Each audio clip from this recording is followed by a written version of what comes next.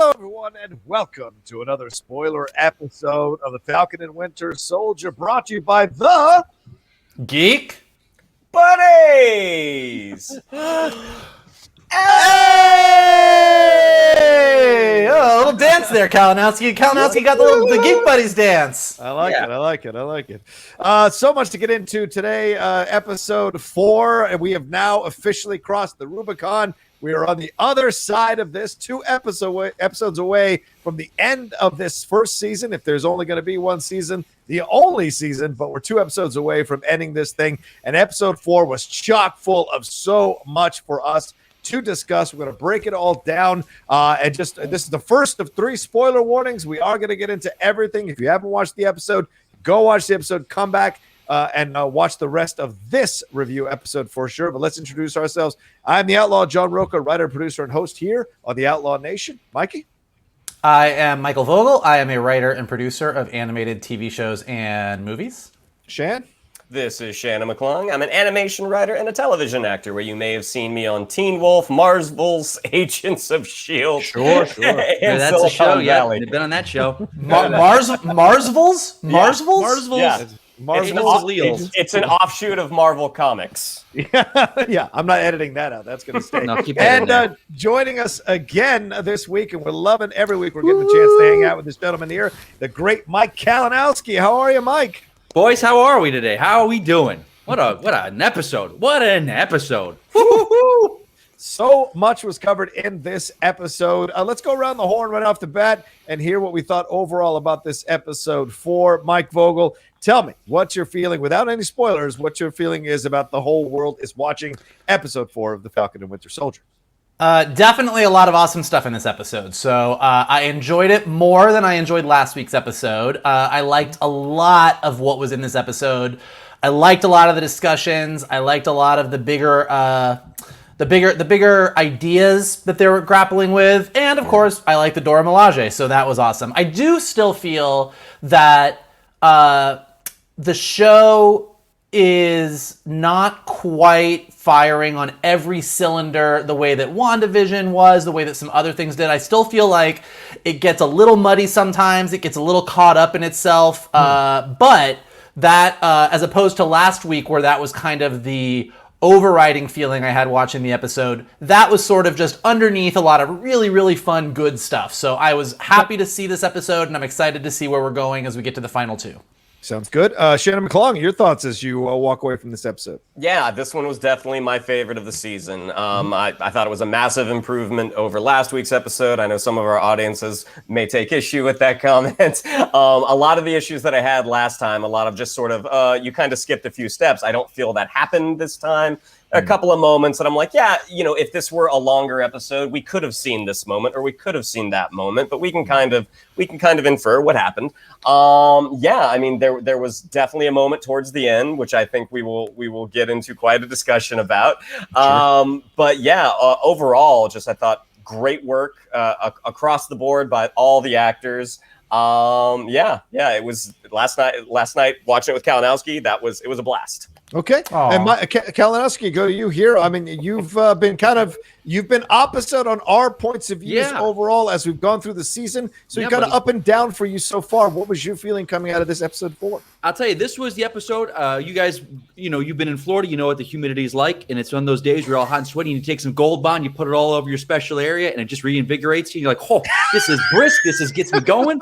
That's what I felt like with this episode. Like it hit me in the comic sweet spots.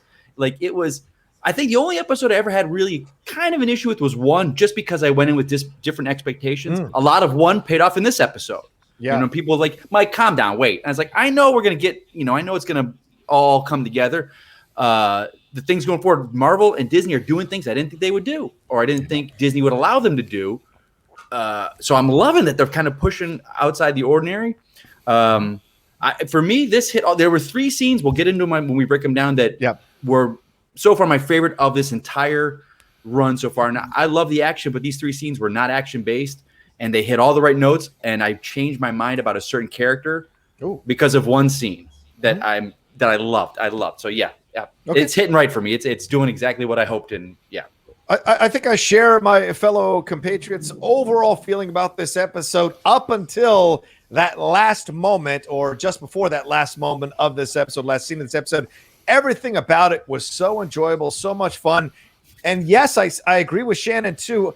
We've seen the kind of cracks here that kind of show themselves that they had to cut this down from 10 episodes to 6 episodes. You can tell there are some story beats they're taking for granted, some groundwork, some background that they should have spent a little more time with. And I wish we had gotten a 10 episode, release the Daniel Bruhl cut. Give me the 10 episode series here that I would like to have seen. But that being said, there is incredible acting work being done here. The philosophical discussions are what we've been waiting to hear. The subtlety in addressing some of the more racial and social justice overtones I thought was interesting. The global politics discussions that we're having here, terrorist versus freedom fighter, I thought was so essential to give us, the audience, real challenges to think about as we watch this show and as we put these characters in certain boxes in our minds as we watch this series. So I think this was probably the most enjoyable and the most challenging episode of the series overall. So one last spoiler warning before we jump into it. We're going to break it all down scene by scene. So if you haven't seen it one last time, go back and watch it and come back and join us. All right, let's jump into it. Episode 4, The Whole World is Watching. We open with a scene in Wakanda. Of course, we left last episode with Bucky confronted by Ayo, but we open this scene in Wakanda. It is 6 years ago. We get a little graphic there telling us that, where Ayo is essentially deprogramming the White Wolf, a.k.a. Bucky. Bucky is by fire, and Ayo says the code words, and he does not break. But we see flashes of the crimes that the Winter Soldier has committed in the past. There is some powerful stuff here. Just a couple of them. Several shots of the Winter Soldier on the Shield helicarrier, the masked Winter Soldier attempting to choke Stephen Rogers, multiple shots of Winter Soldier being subjected to Hydra brainwashing, as well as the assassination of Howard and Maria Stark. And there were a couple other scenes as well. Ayo reveals to him that he is free because he does not succumb to the words. And this, of course, causes Bucky to break down. It's very emotional. We cut to modern day. Ayo asks how Bucky could free Zemo. This is picking up from where we left off in the last episode. Ayo reminds him of all Zemo's done in his murder of King T'Chaka and the shame that the Dora Milaje feels here. And Ayo says he has 8 hours, and then they are coming to go get Zemo. Vogel, this is a hell of a two-scene way to start this episode. What was your feeling as you were watching this interaction between these two actors and these two characters? Well, my first thing is I got to ask, because my first thing, I looked at my brother. We were watching the episode this morning, and as soon as this scene happened, I turned to him and I was like, I bet Kalinowski fucking lost it in this episode. He loved this. So, is that one of the ones? Is this one of the scenes that was one of your favorites, Kalinowski? Yes, indeed, okay. Sir. Yeah. You weren't just talking the whole episode. You were talking this specific scene. This specific scene. Oh, yeah. Yes, and I'll tell you why later. Cool. Yeah, I agree with my good friend Mike Kalinowski. This scene was great. This was an awesome way to start the episode, especially leaving off the big surprise of Ayo showing up at the end of last week's episode. And I think it did a couple things. One, I loved sort of the mirroring of the introduction of Zemo last week, using the Winter Soldier code words against, not against Bucky, but using them just to like see what would happen. And then to open up this week's episode to go back to this moment when Bucky was really kind of dealing with deprogramming himself and how it happened, and to see Ayo do it. And I think that, we know that he healed in Wakanda. When we patch up with him in Infinity War, we're told that he's better and we're like, cool. But, I think we kind of think of it as more of like using Wakandan technology, and to have like this really emotional moment with Ayo, it kind of showed a few things. One, it showed the trust that Bucky clearly has in Ayo as a character, because she says right off the bat, like, I'm not going to let you hurt anyone. Like, his biggest fear is that he loses control and goes back to his old ways. So the trust to let her say those words and know that he's in safe hands is kind of amazing. And the other part that it does, just sort of inherently, is it shows how badass the Dora Milaje are, as if you didn't need a reminder. Because having one woman there next to one of the biggest assassins of the past 90 years and being like, if you go crazy, I got you. I'm not too worried about it. Like, it's just a great way to kind of instantly show the emotional connection that these two have with each other, and just remind us that these are some very, very badass women. So I thought it was just a great way to kick things off. And then you catch up with them in the alleyway, and you get like this is one of those great scenes where they just give you all of the actual plot stuff that you need to know if you are not a super nerd like we are. So it's just a reminder, hey, this is what Zemo did. We're super pissed about it. We want to bring him in. But it's all done in a really good kind of fun character interplay between these two. And so it just gets the stakes of the episode. Like, you have 8 hours to do your thing, and then we're moving in. Yeah, and we also get some, by giving that scene from earlier and the scene now, Kalinowski, we get an idea of their relationship and the debt, in a way, that Bucky owes Ayo in this situation. So the grace that she's showing by even giving him those 8 hours is being shown because of their relationship. Yeah. It's funny. I apologize because if I'm looking off the side, I got my iPad with notes because you guys always bring up such good points, and I love to address. Mike, for me, and maybe Shannon, like, for me as an actor, if you watch an actor and they can tell you so much and they have no dialogue, like his acting in that scene was some of the best I've seen this whole season. And as the character, and he says so much with his eyes. You see the pain inside this guy. Think about that. Like, his whole life was against his will, killing people against his will. I mean, that they flashed, I think it was last season, or it might have been in this. It's this one, the flashback, where he's choking Maria Stark out. And he's not even, he just puts his hand in the car and, like, he can't look at her. Like, everything he's done, this man, and to friends of his now, and people that he works with, coworkers. So to see that scene. And then I was reading a lot online about, they felt the Dora Milaje was kind of shoehorned in, and they felt like, you didn't need that. And I disagree completely because, and I see this a lot in books and thrillers, it adds the ticking clock. The Dora Milaje was there. That adds the ticking clock because it's a whole nother stakes, because not only do they have their mission, but now they've got a time frame and they've got to get this in this time. So it just, in a thriller sense, it adds that ticking clock. So that's what they're there for. But it's a brilliant thing because the history's there between these. They saved him. The Avengers didn't save him. Steve didn't save him. It was the Dora Milaje, and how smart they are, and Wakanda and Wakanda tech. So, and I love Marvel does that so well. It takes secondary and maybe tertiary characters and makes you care about them. We'd seen Ayo in Civil War, Infinity War, or Black Panther. I think she's in Infinity War. She is. And then Endgame, but has 2-3 lines maybe in the course of we've seen her.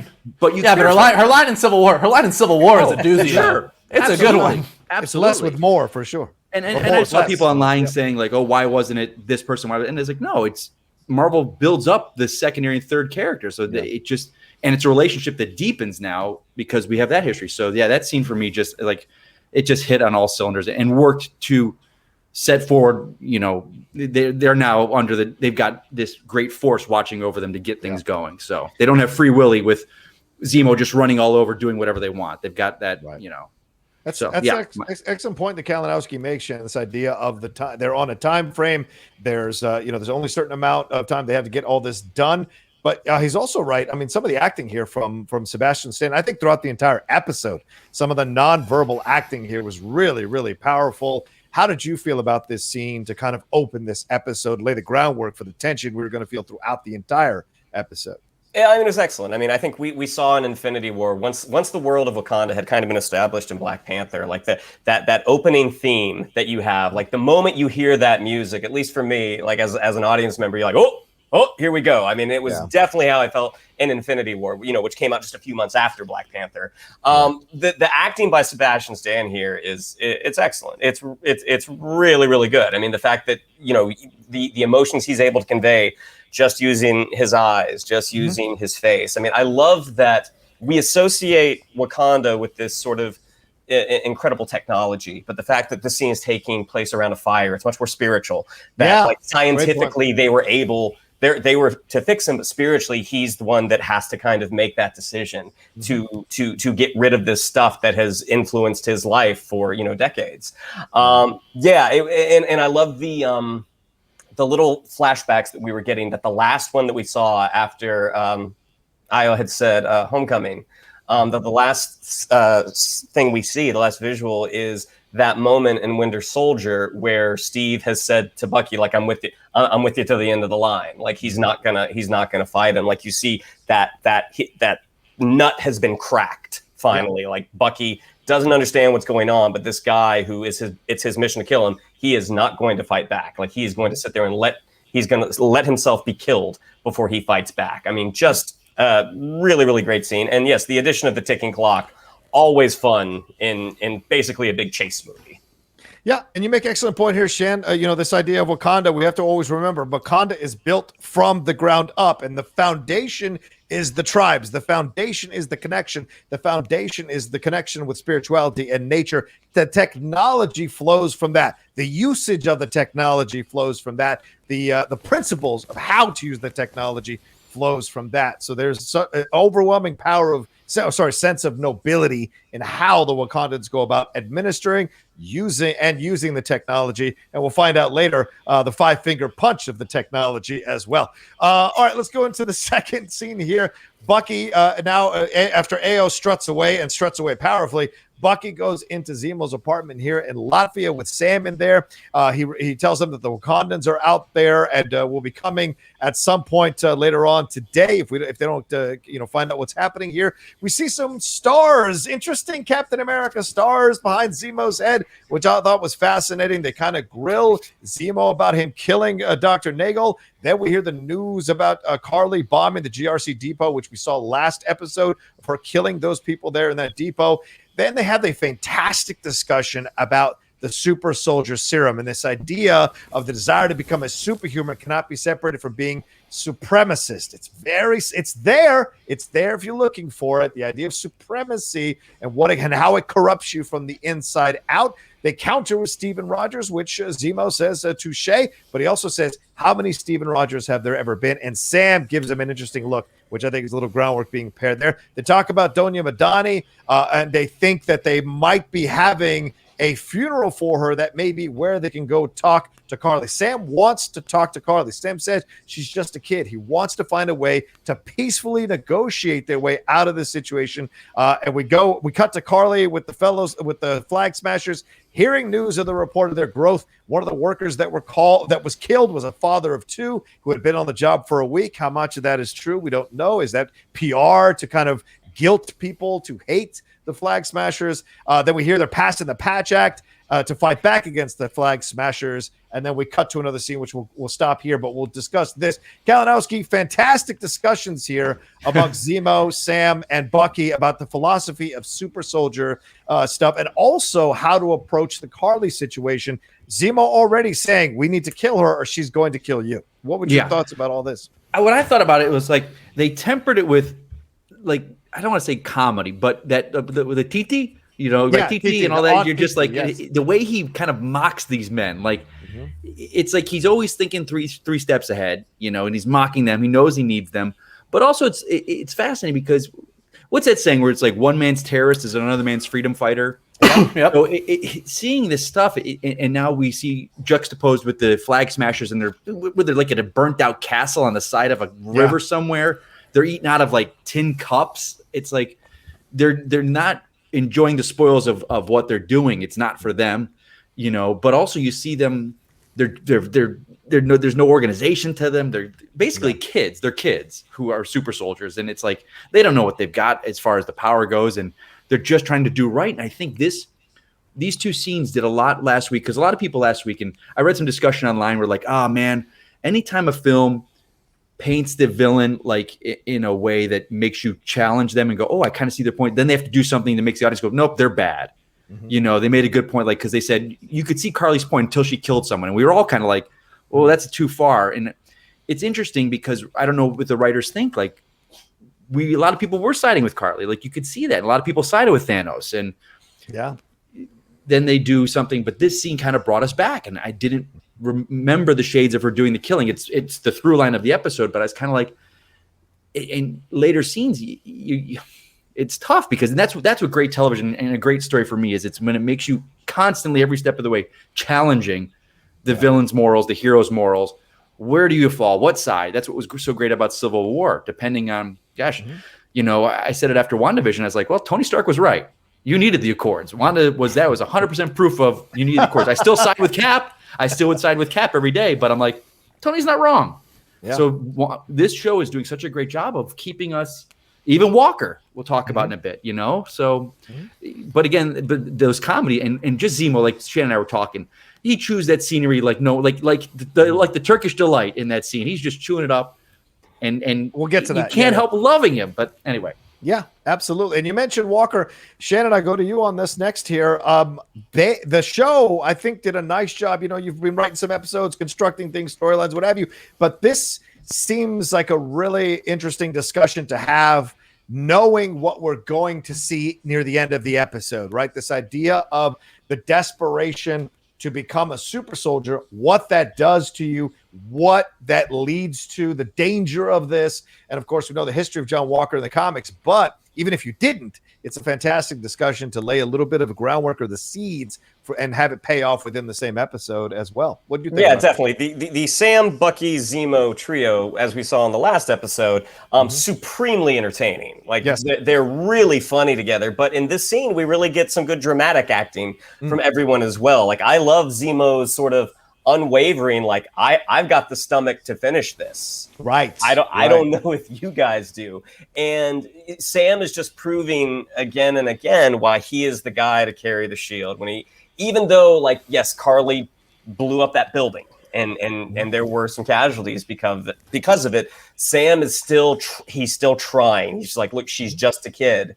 And that sort of harkens back to Steve's comment about Wanda back in Civil War. Was, she is a kid. Like, he's doing everything he can to resolve this peacefully. And man, he gets so close. Yeah. And also, Shannon, it mirrors what Karli said last episode when she was talking to the Flag Smashers. I need to know you guys are committed. After tomorrow, there's no going back. Here's Zemo saying the same thing. I have the guts to finish the mission. Do you two? There's no going back once we cross this line, Vogel, what stood out for you as you're watching this scene? There's a lot of weight and power to this scene that we're gonna see paid off later on in the episode. What was your feelings about Zemo as you watch this scene as well? A lot of feelings. One, to your point, I love that every time we return to this hotel room in Latvia where they're staying, those stained glass windows are just have these red, white, and blue stars. So anytime that we're having these sort of philosophical discussions about supremacy and serums and Cap and everything, you've just got everybody framed by these red, white, and blue stars, which was just a great little detail that I really, really enjoyed.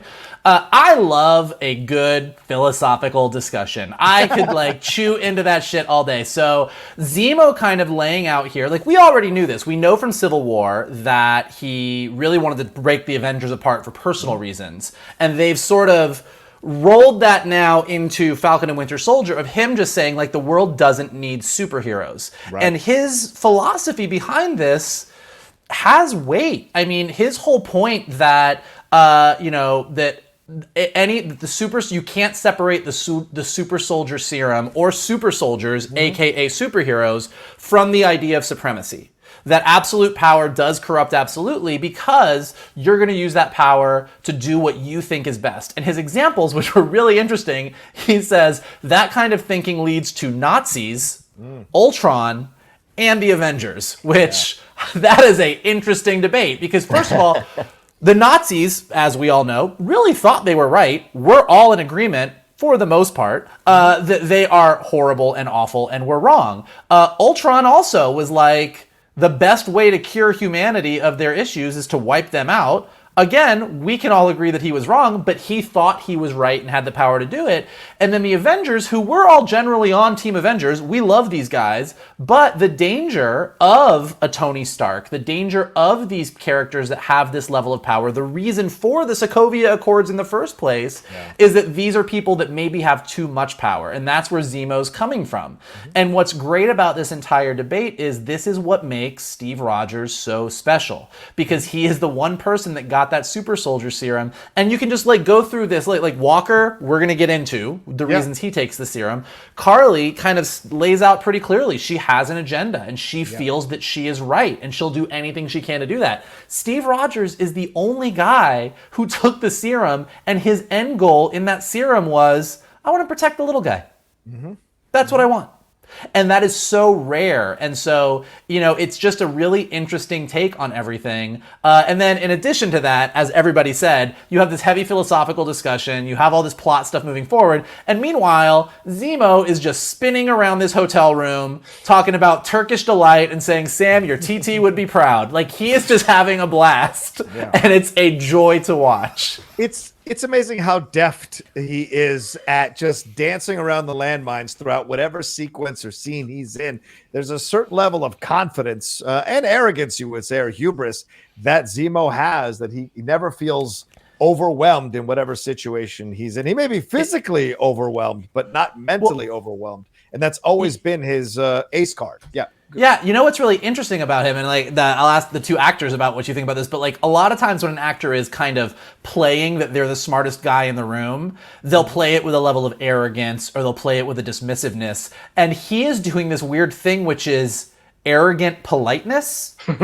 He's being so deferential and complimentary and casual. And in doing that, makes it absolutely seem like he thinks everyone else in the room is an idiot, which I think is a really impressive feat. Which are the two actors you're talking about? There's the three actors. I said three. You lousy son of a bitch. All right, I gotta go. What's fascinating about him is I don't want to say he's completely different from Civil War, but Civil War, he was single-minded. He's different than Civil War. Yeah, he is. And he was playing. There was a little bit of the charm in Civil War when he would flirt with the not the waitress, the woman who would bring him the food with the bacon and the coffee in this hotel room. But other than that, he was constantly on his toes, he's always going forward. He had his mission. This is he is kind of taking his time and he's letting it unfold around him, where you kind of look at him like he knows what's happening. He's got those 4 steps ahead, so he's ready to go. He almost kind of knows they're playing into his hands. You almost feel like, yes. So it adds layers to it. I'm like, does he know the power broker? There's just layers, and I'm just he just sits back and he's on the counter. He's he's making him tea. And then once he's have some cherry tea. All these people who've been on the Zemo bandwagon since last week, y'all are about to get blown up. Let me just tell you that right now. Anyway, sorry, Shannon, go ahead. No, I was going to say this is the demeanor of a man who accomplished his goal. Yes, sure, he wound up in prison, but what he set out to do, he accomplished. So now finding out ooh, there's something else to do. Great. I was not expecting this little victory lap. So yeah, I mean, he's not only this is something he's good at. Not only is he good at it, he's enjoying it. Well, and I think also, I was going to say, and this plays into we'll see where things go in the next few weeks with Sharon Carter. But sort of the difference to me in the jump from the last time we saw Sharon Carter in Civil War to now, where I'm a little bit I don't know that I completely buy this 180 in your entire character philosophy. Whereas with Zemo, it feels more like an evolution. In Civil War, he was a man who was in mourning. I mean, he just listened to that message from his wife over and over and over again on that phone. And at the end, his plan was, I'm going to break the Avengers, I'm going to kill myself. And T'Challa prevented him from doing that. But now this is a man who has had that time in prison. I'm assuming he wasn't dusted, and he's been around for several years now. And the hurt of that pain, that loss of his family has gone away. And what has remained, or what has come out of that, is taking the ideas of breaking apart the Avengers, solidifying into this philosophy, and it feels much more like a natural progression for him than some of the stuff that I'm a little bit worried about with Sharon. It's funny you say that. Just thinking progression, I'm like, man, if they go the route of Thunderbolts, with him creating the Thunderbolts, I'm like, oh, they are building him up so well with this kind of second life, if you will.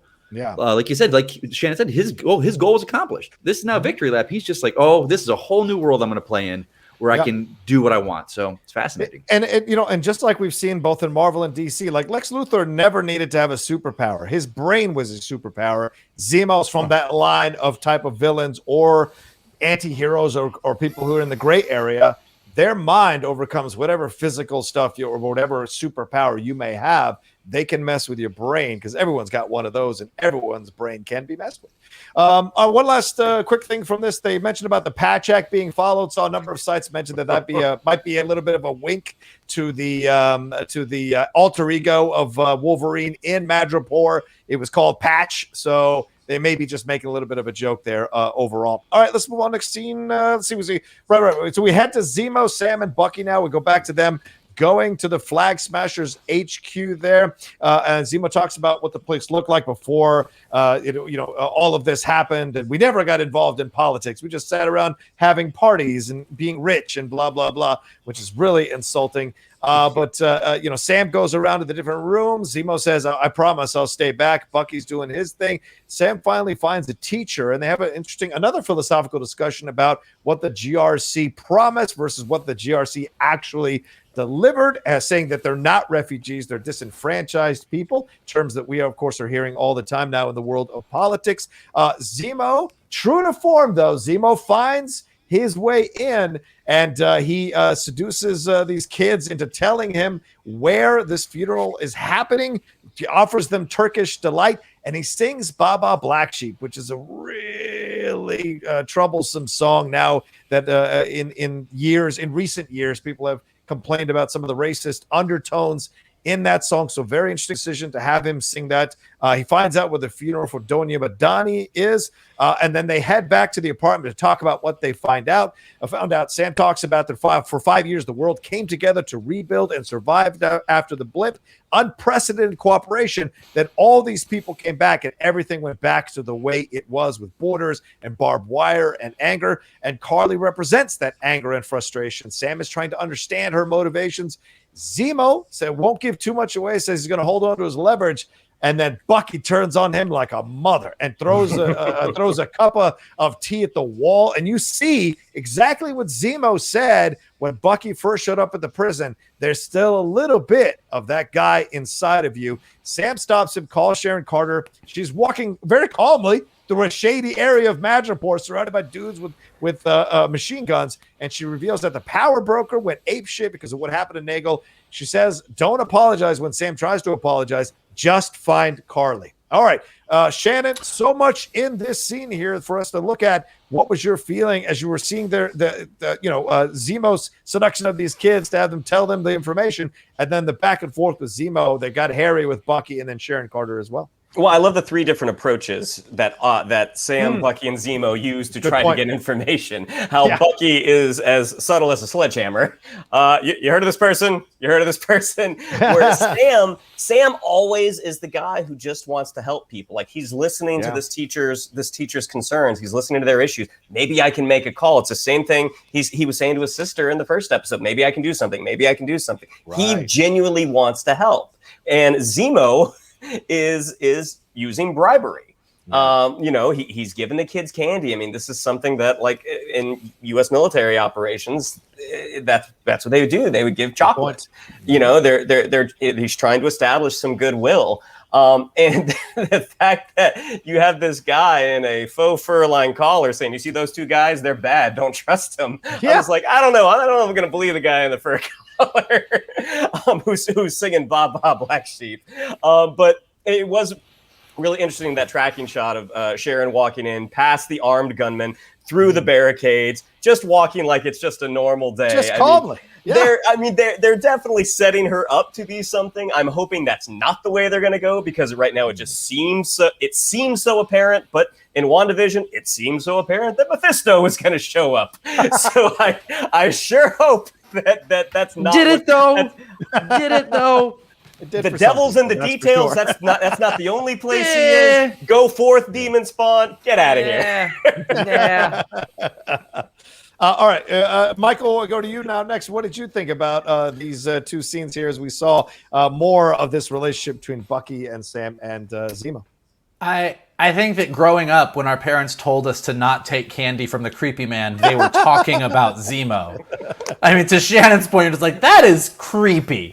Also, just Turkish delight, I can never not think about Lion, the Witch, and the Wardrobe. It's the way that the Winter Queen actually lured Edmund. It's like from the time that I was a little kid reading that book, I was always obsessed with what Turkish delight tasted like because she made it sound so good. And so I don't know if this is a subtle Lion, the Witch, and the Wardrobe reference, but luring kids in to do your bidding with Turkish delight is very Chronicles of Narnia to me.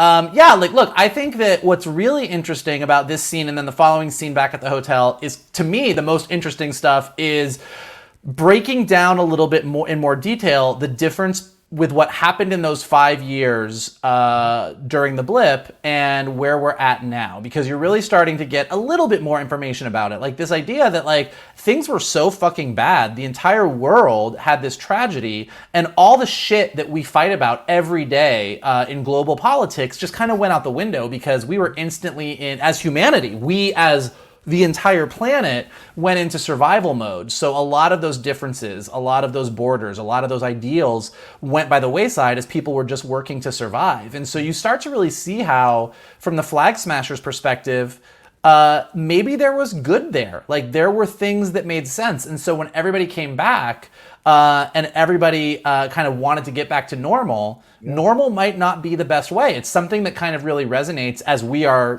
all getting vaccinated and kind of coming out of this pandemic, and everyone keeps talking about getting back to normal, but we're like, well, maybe is there better than normal? Is there something different that could be a little bit more interesting?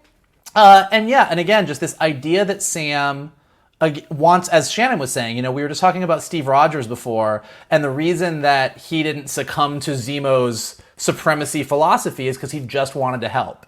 And you've just got Sam in every scene that he's in, just being very open, very honest, and very willing to listen. As much as he has an agenda and he wants to find Karli and he wants to do it, he wants to find her to sort of calm things down, but he doesn't want to shut her down necessarily. Right. He's starting to really see in the way that he's listening to everybody that she has some validity to what she says. So I think that's, to me, kind of the most interesting thing, particularly, as Kalinowski was saying earlier, the way that, last week when she blew up that GRC depot that they had stolen everything from, we were like, well, there's no coming back now. She's done. She's done. She's a bad guy.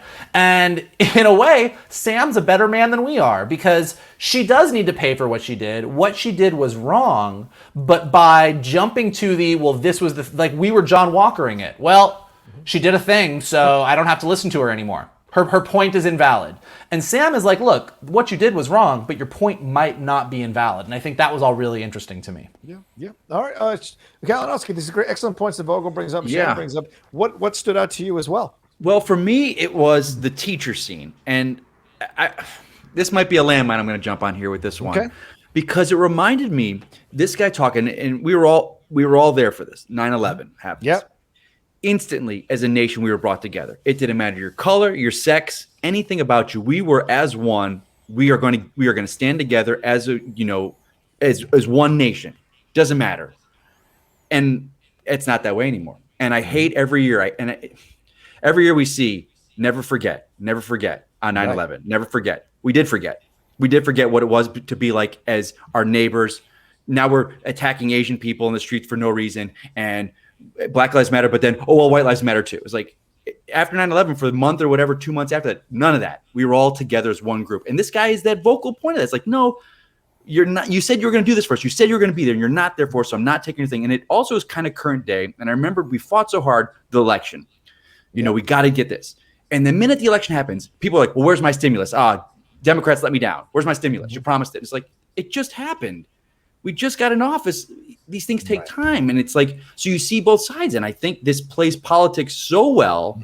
And I'm sorry for people that don't think politics should be in stuff like this, but it is. But they don't link it to other things. But we've part of this. We're past 20 years, we've gone through these things together as a nation. And we are these people, these people that were displaced now were, so I see this, this guy, this teacher, like, don't come to me with your false promises. I don't want to hear it. We've been through, you're not there for us. The Avengers aren't there for us. And Sam he's such a good man. Yep. Like, he's trying, he's not getting angry. He's not throwing back. He's like, whoa, we were all fighting and we saved the planet. He's like, I see it, man. What's your name? Maybe I can help somehow. He still wants to help. Right. It just, that scene hit, but it's us. It's, we've been through stuff like this. I think that's an excellent point, Mike. And I'll jump on the landmine with you. To me, Zemo is in essence a bin Laden.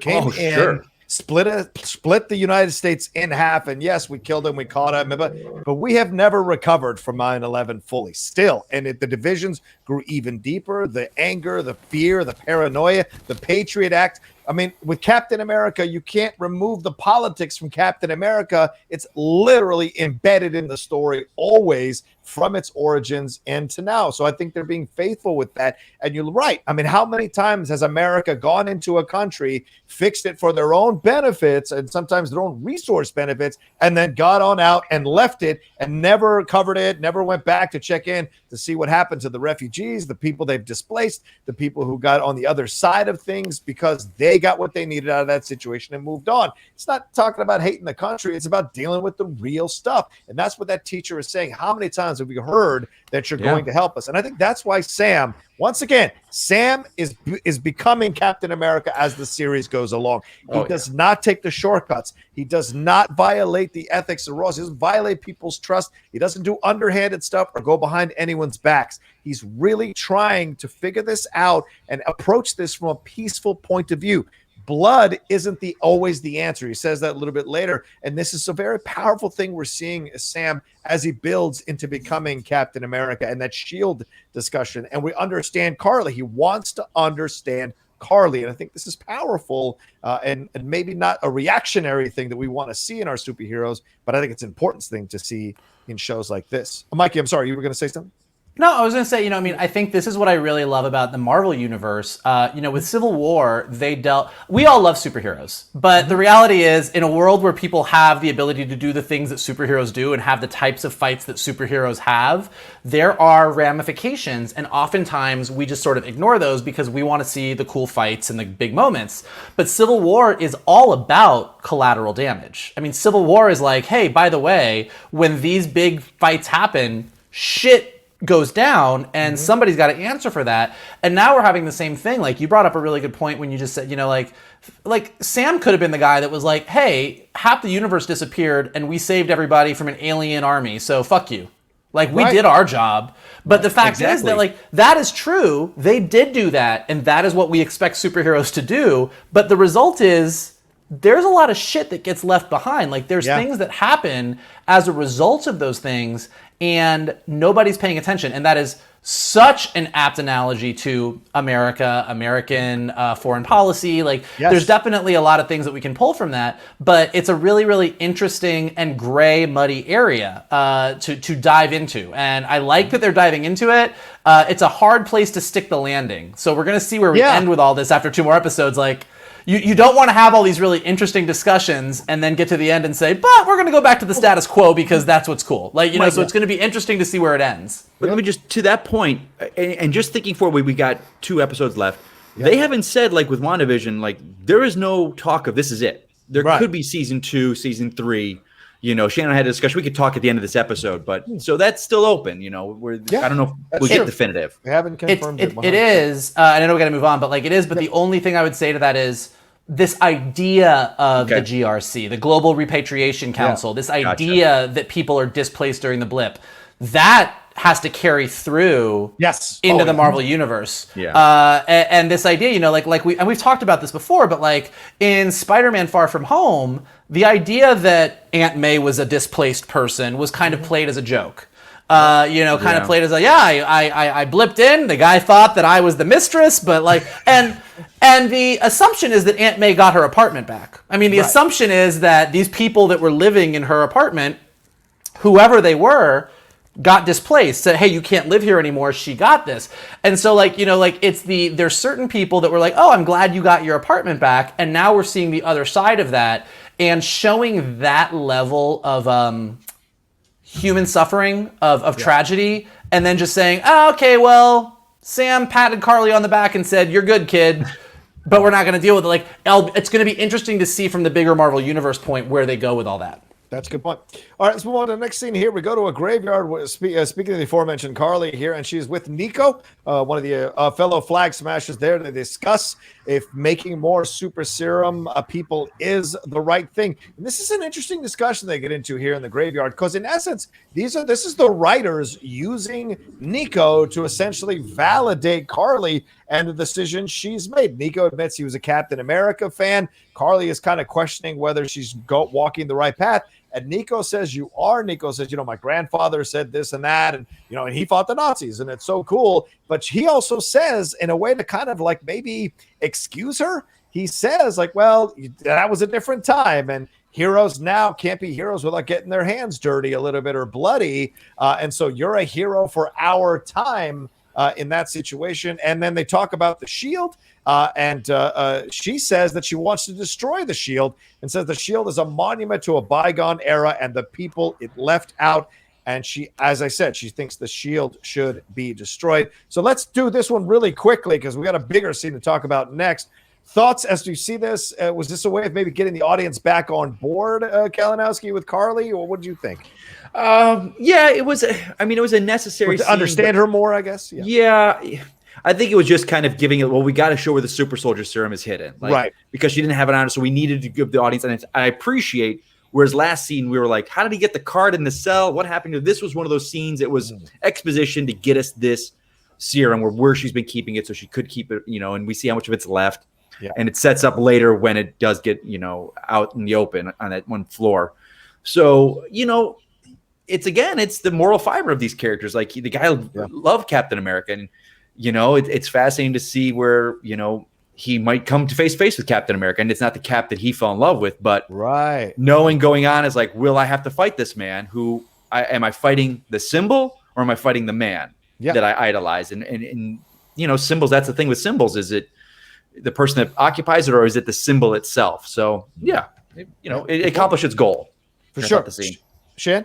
Yeah, good, solid, quick scene. It was a really sort of an innocuous seed to plant. How he said he was a Captain America fan, like that's something that people say in this type of world, like, oh, I actually really like Captain America, and to know the turn that it's going to take, kind of makes it all the more tragic. But then also, when he said, I didn't think there could be another Captain America until I met you. And from his point of view, like Karli she might be doing the wrong things, but she's doing them for the right reasons, which is something Steve Rogers did in the past. Yeah.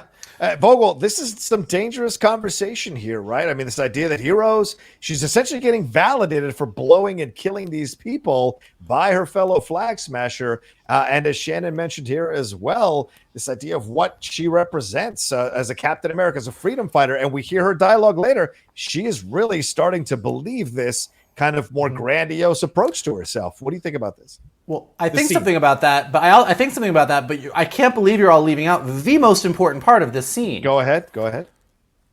They keep the super soldier serum in a fanny pack. That's true. You're gonna keep it. This is the most important, this is some of the most valuable stuff on Earth. And she's like, hey, move that stone. Let me grab my fanny pack. Listen, man, I was just... I loved it. You can travel with it. Stuff on Earth. Would you look in a fanny pack? No, it's brilliant. It's a brilliant move. You know, walk around with a silver suitcase. Yeah. You want a silver suitcase with imprinted with the company Super on it. Soldier Serum. Yeah, it's true. It's true. Like you walk into a big town square. You're like, somebody's got the super soldier. So somebody's got the super serum. It's like, is it in that briefcase? Is it in that treasure chest?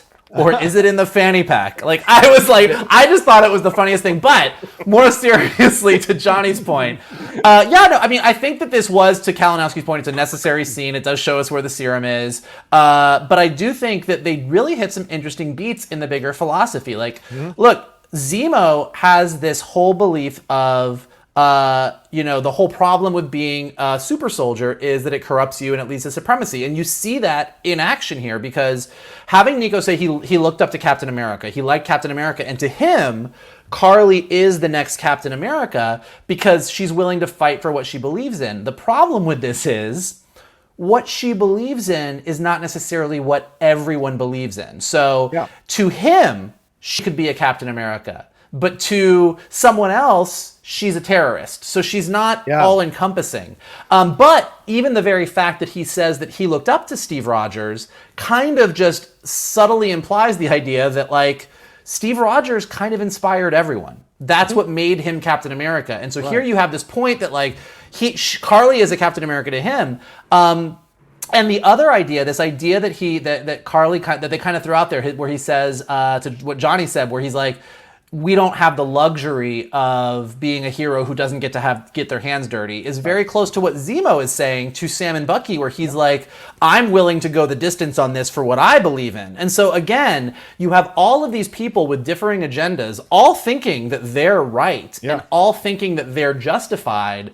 And the only person in the middle of all this who's kind of trying to listen to everybody is Sam, which I thought was really, really interesting. It's funny you say that. It's a great point because it made me remember in Winter Soldier. And if he's talking about idolizing Steve Rogers, I'm sure the Smithsonian exhibit, so he knows the history. All his battles are And Fury told him, he's like, yeah, I read your files. America's greatest generation. You guys did some pretty bad stuff. He's like, yeah, we did. We weren't proud of it, but we did it so we could be free.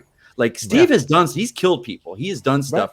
So to see Karli, he believes in Karli. He's like, yeah, he knows you've got to get your hands dirty. But if the end outcome is the greater good, we're on board with that. So it's fast because Steve, it wasn't always squeaky clean. So he did some bad stuff. Right. And the other thing that I just really quickly, and you said it, Johnny, you said the thing, but I do think it's like worth re-mentioning is this idea that the shield is a memento of a bygone era and a reminder of all the people history left out. Yeah. Because as great as Cap is, and as inspiring as he is, he comes from an era. He comes from this. He represents an idealized version of what America is. All the good things that we like to think about America, but as we have really dealt with in this past year, that idealized version of America was not everyone's idealized version of America. Well, some of us have been dealing with it since birth. So yeah, this is a very good point. Yeah, it's been more aware of finally once and for all, but. The shield is not just the shield. In our real world, the symbolism is the flag, right? That's why they burn it in other countries. That's why they tear it apart. That's why they denigrate it. It's a way of trying to insult or highlight their anger towards America and some of the policies they've done. The shield kind of takes the place of that in this world for sure.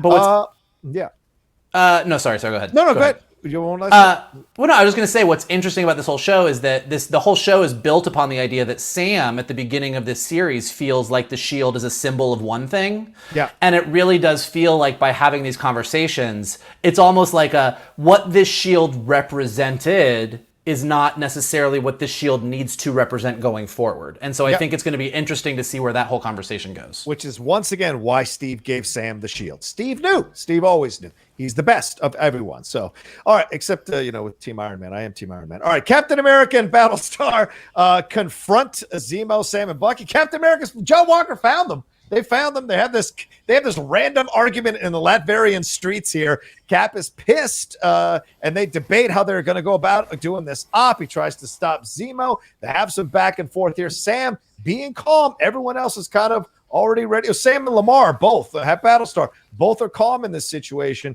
Sam is the one saying, look, I've counseled veterans like this before. Let me go in and talk to him. And John Walker with a very revealing line here. This is a veteran. Remember, this is a veteran. He says that he knows soldiers like this and that it won't work out. So essentially saying, don't talk to these people with PTSD. They're unstable. Ugh.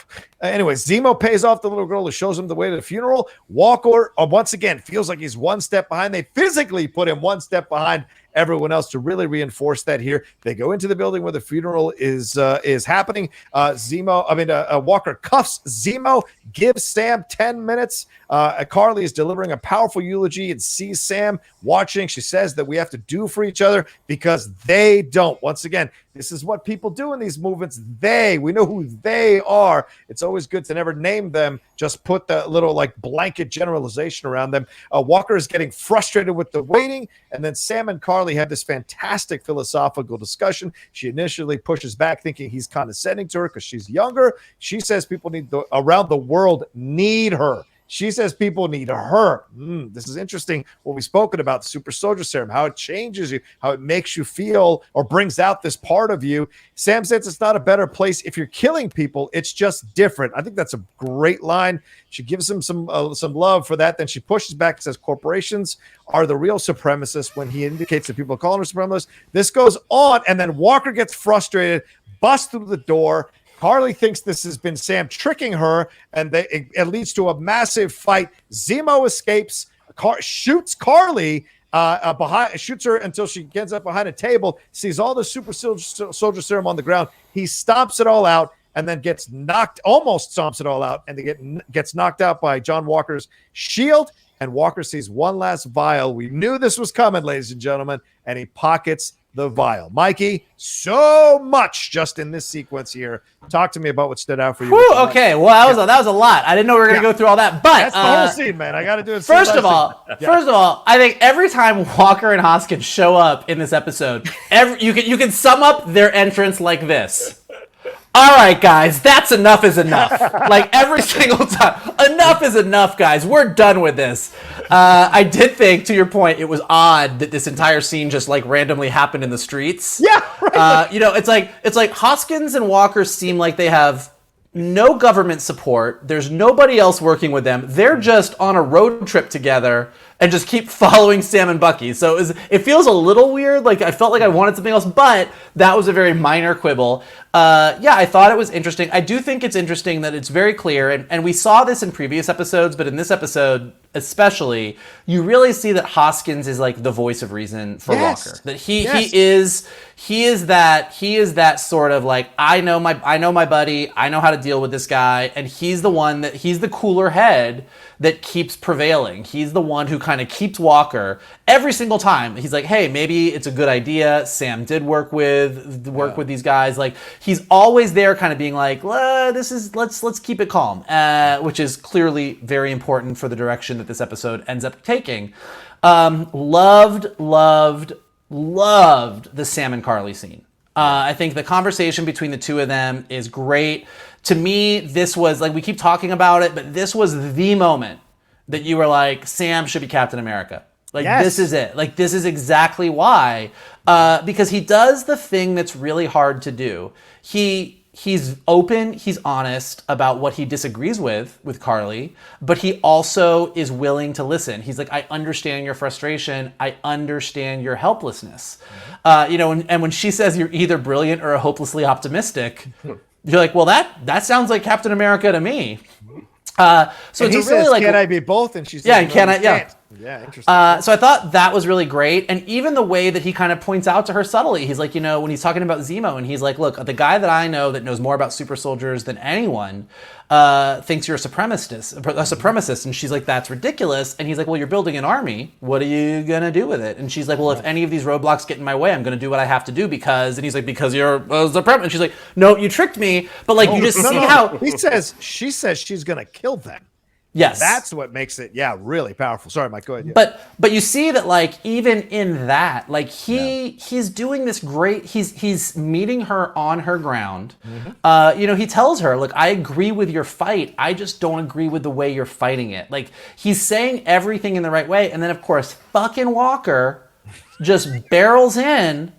Karli, you're under arrest. Like, just like no discussion, no anything. Yeah. And you're like, God damn it. And like, you know it has to happen. And then with Zemo, like to your point, Johnny, like, is Zemo the power broker? Is Zemo the one that wants all this super soldier serum? I'm like, no, Zemo is exactly what he says he is. Yeah. Zemo's strength is not in his deception. Zemo's strength is in his blatant honesty. He's like, I don't think there should be super soldiers. I think this is a bad idea. I don't want gods walking around. And when he sees the super soldier serum, he does exactly what you would expect him to do, which is just destroy it. And of course, when he does, we all know when Walker comes in, there's going to be one vial left. And we all know that motherfucker is gonna take it. Yep. So yeah, it was all great. A lot of really good, in a show where sometimes it feels like we're sort of like, in past episodes, we're kind of slogging through and we're not really moving the ball forward. This moved all the balls forward. Like, Sam and Karli got close to a connection. Walker fucked everything up. Zemo destroyed the serum. Like, it was like boom, boom, boom, boom, boom. You're like, you're lining everything up to get to these last two episodes, which was great.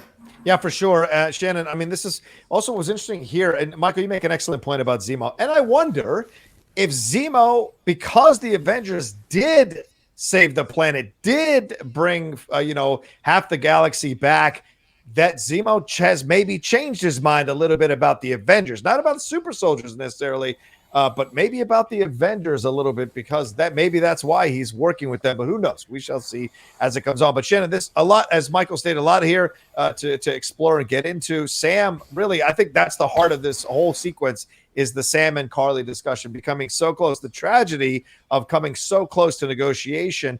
And Walker keeps doing the things that Lemar tells him not to do. Remember I think 2 episodes ago, Lemar said to him, you can't punch your way out of these situations anymore. You got to think a little bit. You got to hang back, But there's the arrogance. There's the white privilege. There's the caucasity that he can bust through and solve things and tell people where to go because he's wearing a shield or he's wearing a symbol or he represents America. And that's the arrogance at times of the American approach to things. And I think that's what's being highlighted in a subtle way or overt way, depending on how you see it. What do you think overall about this sequence here? Yeah, definitely. I mean, I think I said last episode, Lemar is Walker's moral tether.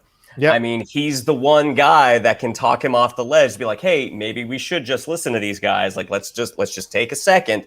I love Zemo's dismissiveness of Walker in front of him. Like, once it's sort of decided, he's like, no, we're going to see where this goes. He sort of touches him on the forearm and just kind of gently nudges him out of the way. I mean, Daniel Bruhl is just fantastic. I mean, and then the Sam and Karli scene is obviously awesome, and getting to see this other side of Sam, this counselor, this person who what he does well is talk to people, and then you find out Karli is smart. I mean, she's like, Sam, the people who I'm fighting are trying to take your house. I mean, you're really getting these moments of where, Sam sees her point of view. Right. And it's just, that was another thing with Walker when Sam is saying, I'm going to go talk to Karli, like I'm going to go talk to her by myself. And Walker looks at Bucky. He's like, are you going to let him do this? Yeah. As if Bucky can stop him and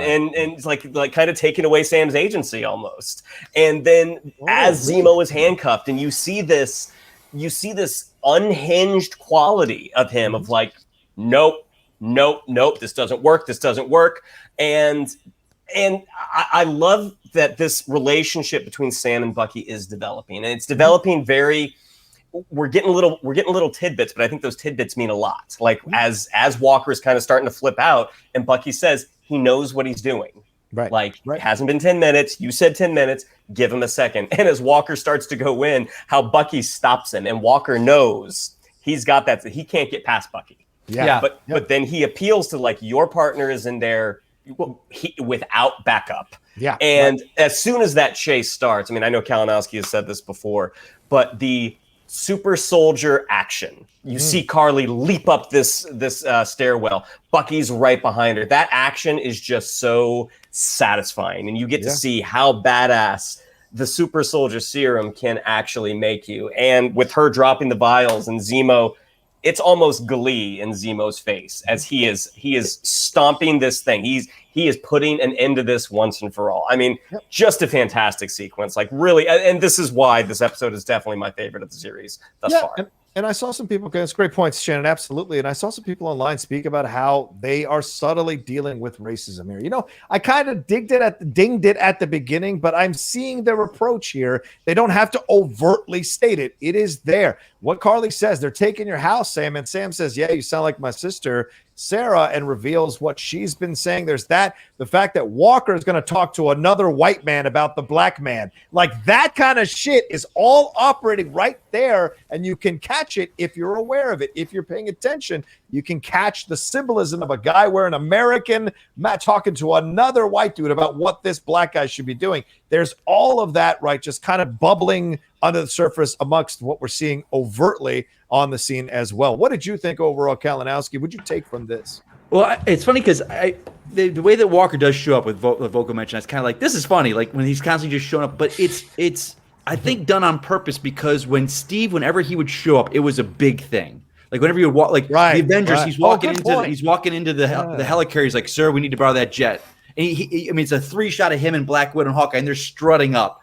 Like anytime Steve Azzetsu came into a room, it was known. He's just like a guy bumbling down the street, like, oh, okay, well, you left us behind. Like, because he doesn't have the respect of Steve. No, it works so point, well. Mike. You're like, oh, he doesn't have an escort. He's just trailing along. And I think it's brilliant the way they handle it, because we as audience members are kind of like, look at him just coming down the sidewalk there. I thought it was great. And then also this scene for me with Sam and Karli, because I want Bucky in that cap suit. I know at the end of Endgame, I want him to have it. Like let's see if we got it right here. Like, so I just like, I don't know if you see it. Like, that's what I want to see, But This was the episode I was like, I want Sam to be Cap. Not I know he's going to be Cap. It's like, I want Sam to be Cap. This was the scene, like, and what I loved about it was, and it showed me what was different about Steve, because it reminded me of the scene where Steve sat down with Wanda in Civil War on the bed, and he didn't have answers.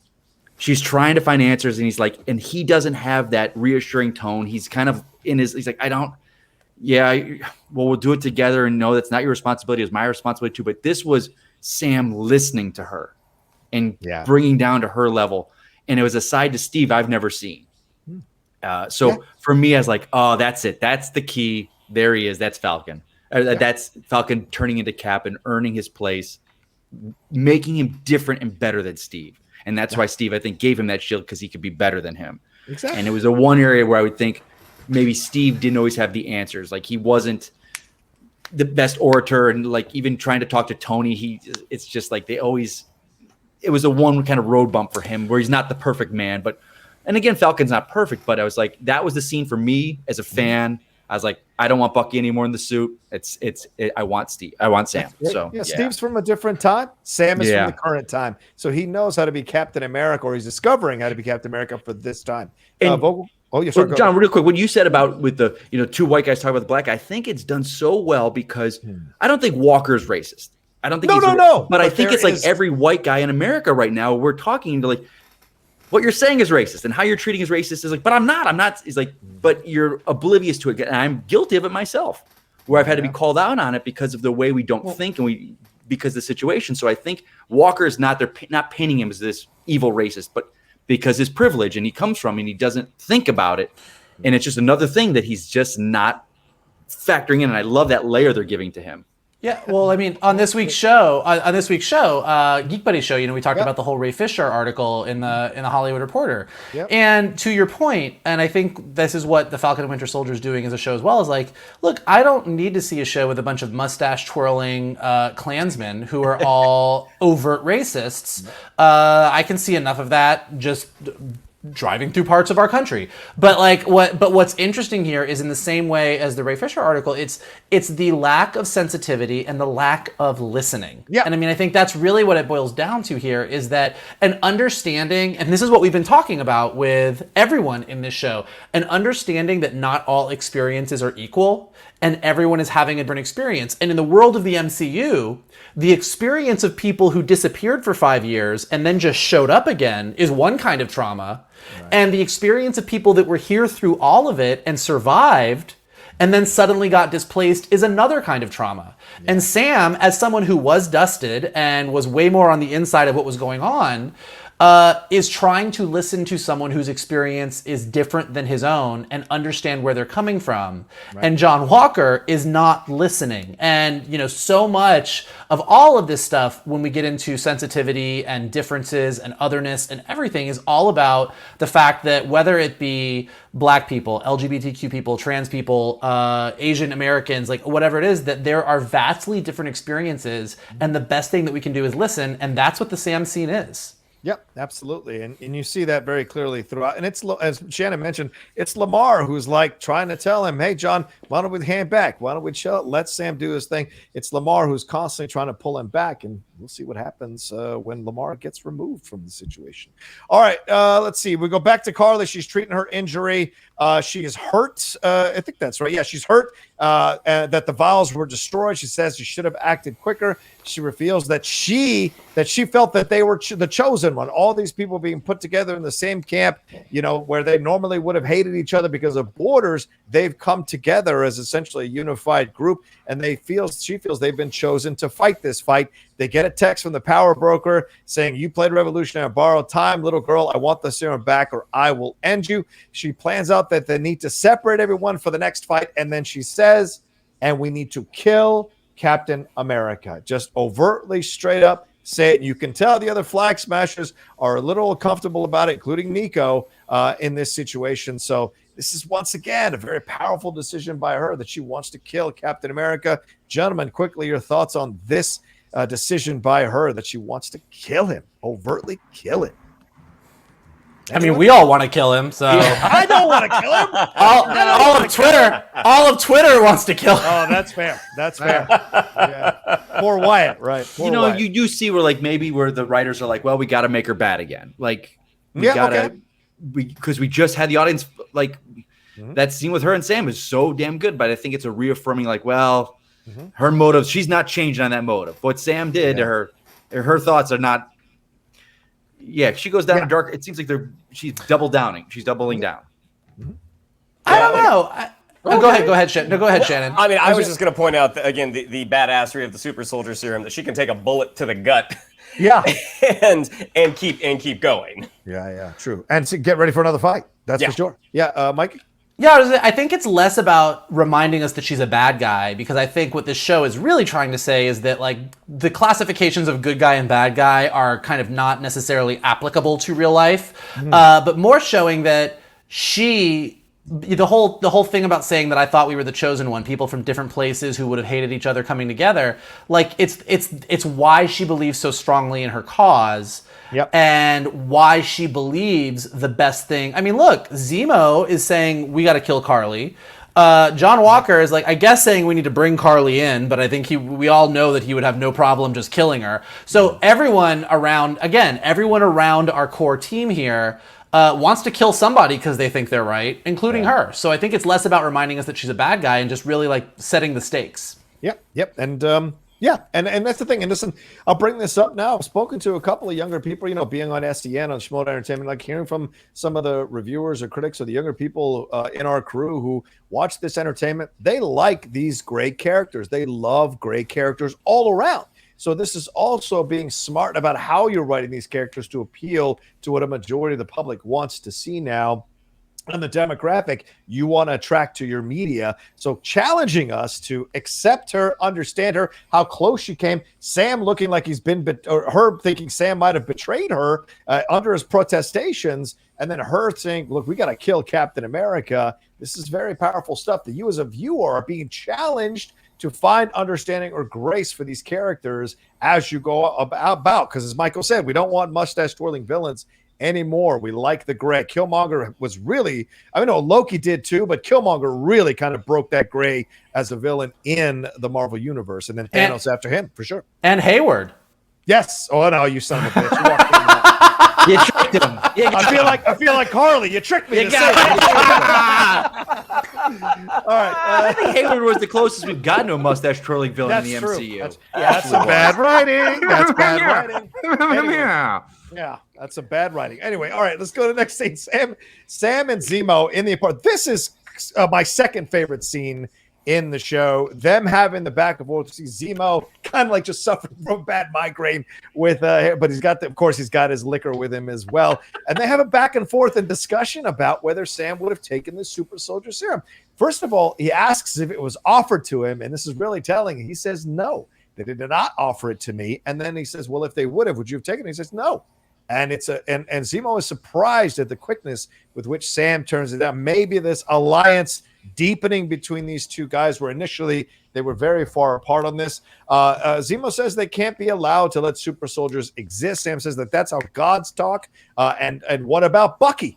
What would you do about Bucky? Which is really telling. Then Bucky comes in and says there's something wrong with Walker. Then Walker bursts in without missing a beat. Sam. All right, guys. All right, enough, guys. Exactly, yeah. Sam tries to stop him with his words, and essentially Walker challenges him to a fight. I mean, this is something you see at a bar. He puts down his shield. He goes, what do you want to do now, Pally? And just when we're about to maybe get into this battle, the Dora Milaje show up, led by Io here, and Walker tries to announce himself to the Dora Milaje. How you doing, John Walker, Captain America? And really, they have no qualms about not even looking at this guy. And he smirks and says they don't have jurisdiction. And she says, without missing a beat, Io, he says the Dora Milaje have jurisdiction wherever the Dora Milaje find themselves to be. Walker touches up. Cardinal sin once again. The arrogance of the white man putting his hand on the black woman. Then it pops off like crazy. They all fight. Some comedic moments as well where they're going, Walker, you're doing really good. All of this.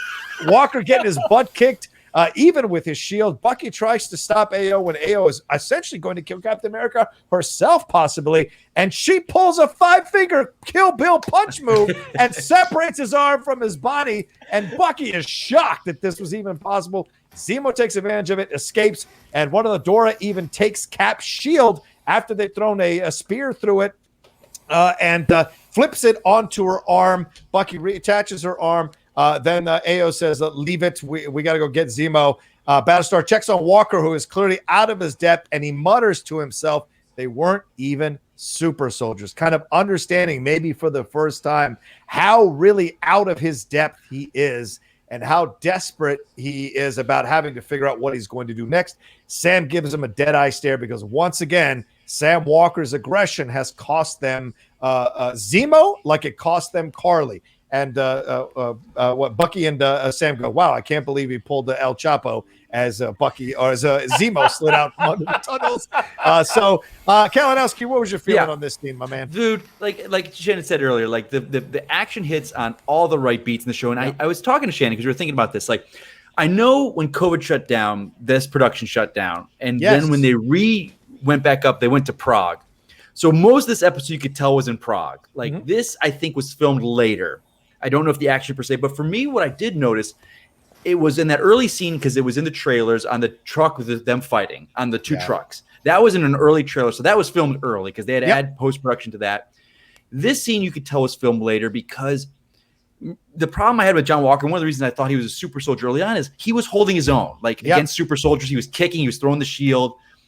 I think the stunt team, the writer, the directors, I think they found their footing as they went on with his fighting because this showed him out of line. Like if they would have showed the John we saw in that first scene, he would have been much better in this fight scene. Like he's just getting knocked around like a freaking rag doll. Like, and that's how he needed to be. We needed to see John Walker out of his element. He should have been in that first scene, I think, a little more, not out of his element, but handled them a little bit better, but still gotten his butt kicked because it needs to be the build to, I need this serum. I got beat by the super soldier. I get beat by the Dora Milaje. I need to be better. Yeah. So for me, this was the scene. Is like just showing him just getting whooped. And like what I loved is too with Bucky. This is interesting because you saw it in his face with the arm. His whole life was people doing things to him that he didn't was against his will. Good point. The Wakandans put this in there to be able to disable his arm without him knowing it. Right. And these are people that he trusted. Yeah, and AO said, I'm never going to let you hurt somebody. Yeah. This is interesting how that connects. They put that in there as a failsafe to stop him. And I was just like, oh, that's a trust breaker. You were that with man at a campfire singing Kumbaya, my lord, coming together. And now you had that built into him to stop him. Did you not trust him fully? Because if you did trust him fully, you wouldn't have done that. So I'm like, oh, that's. I mean, it was a great scene, but you see Bucky did like, wow. You see, there was that look, and he was just like, not only was like, oh, I didn't know he could do that. It was like, wow, and then because he does that, where he flips his arm around to lock it in, it's like, oh, he's pissed. That's a badass move, by the way. Oh, just that scene, right? And I'm just like, even the people he trusted that he was with for however many years or whatever, he's like, oh, they didn't trust me enough. Yeah, damn it, I'm still that killer. No one's. It goes back to like, no one is going to trust me because of my past. So for me, chef's kiss to all that in there. Absolutely agreed. Mike, you had I thought a sense from you, maybe a little bit of a counterpoint here. What'd you think about this scene and what kind of asking? I loved everything about the scene. I just the counterpoint is a little bit like I don't think that I think you needed Walker to look more capable at the beginning of the series. Totally understanding Kalinowski's point about my justification in my head. No, this isn't in the series at all. Is that as much as the Flag Smashers are super soldiers, they're not the most trained fighters in the world. Like they're kids. Right. But I think that had you had Walker get his butt kicked then and then get his butt kicked here, we wouldn't have gone with him on this journey. Like at the beginning of the show, he thinks he can handle this. He thinks he can be Captain America. This is a wake up call. This scene, like it really has. And had he already sort of been doofy Captain America, it wouldn't have necessarily had the weight that this scene has. Fair enough. I love that. It was a great. The Dora Milaje are just awesome. Like they're awesome in the comics. They're awesome in Black Panther. They're awesome everywhere they show up. I do think the Dora Milaje have jurisdiction wherever the Dora Milaje find themselves to be. Might be the best line in the entire series. It is like, Do not fuck with them. But yeah, I mean, everything about this scene, I loved that we're setting up this idea that Sam wouldn't even take the super soldier serum just to counterpoint him against what we're about to see happen with Walker. And I do think that Zemo, in his way, and I think Zemo's issue is with superpowered people. But I think that, John, you might be right. I didn't really think about it until you said it, but I think that there might be this sort of, I think he respects Sam. Yeah. I think that even the fact that Sam kind of is arguing with him and pointing out, he's like, well, isn't what you're saying how a god would sound? I think that Zemo may have some kind of level of respect for Sam that he doesn't have for Bucky, who he thinks of as bad for having the super soldier serum, Karli, other people. The Dora Milaje fight was great. The nobody stepping up to help Walker or Hoskins was great. We should do something. I guess we should step in. Like, you just see that they're like, we don't like these guys. Yeah. Like, we don't respect them. We don't like them. Like, we don't really even want them around. And yeah, just the fact that the Dora Milaje just like wiped the floor with them, and then just that really subtle, like when she flips that shield into her hand, and then Io comes out and is just like, leave it, and she kind of gives him a look before she drops it down. It is just. And it's not emasculating because she's a woman. I'm not saying that. That could have been anybody. The Dora Milaje are just that good. Like, you just see this emasculation of John Walker moment. And I did realize when they pulled that close up on him, and it's a smart move. Like, he's not clean shaven. Yeah. Like, never clean shaven. Steve Rogers, I think he was at the beginning. I think like in the very first scene when he came out as Captain America, like in Good Morning America, sure. It was like, I'm your new fresh-faced Captain America. But as we've progressed, you just get this close-up shot. And when he says that line that John mentioned, when he's like, they weren't even super soldiers, he's not shaven. He's just got this wild look in his eye. And you're like, oh, this is going down. This is bad news. Yeah, absolutely. Bad news bears, man. Yeah. Bad news bears. Bad news bears. Great points to bring up, Mikey, for sure. Shannon, what stood out for you, brothers? You were watching this scene and what Vogel and Kalinowski have just said. Well, I do think Zemo definitely is starting to respect Sam more and more, and Zemo is okay with superpowered people when they are helping him accomplish his goals, because that's what he did. That's what he did in Civil War. I mean, he was able to use Bucky. I mean, he was able to use the Avengers to take each other apart. And I think, honestly, when it comes down, if he's able to, destroy all these vials, the next thing he's going to do is probably take out Bucky, because Bucky is still a superpowered person on the table. The scene with Walker coming in, just so much fun.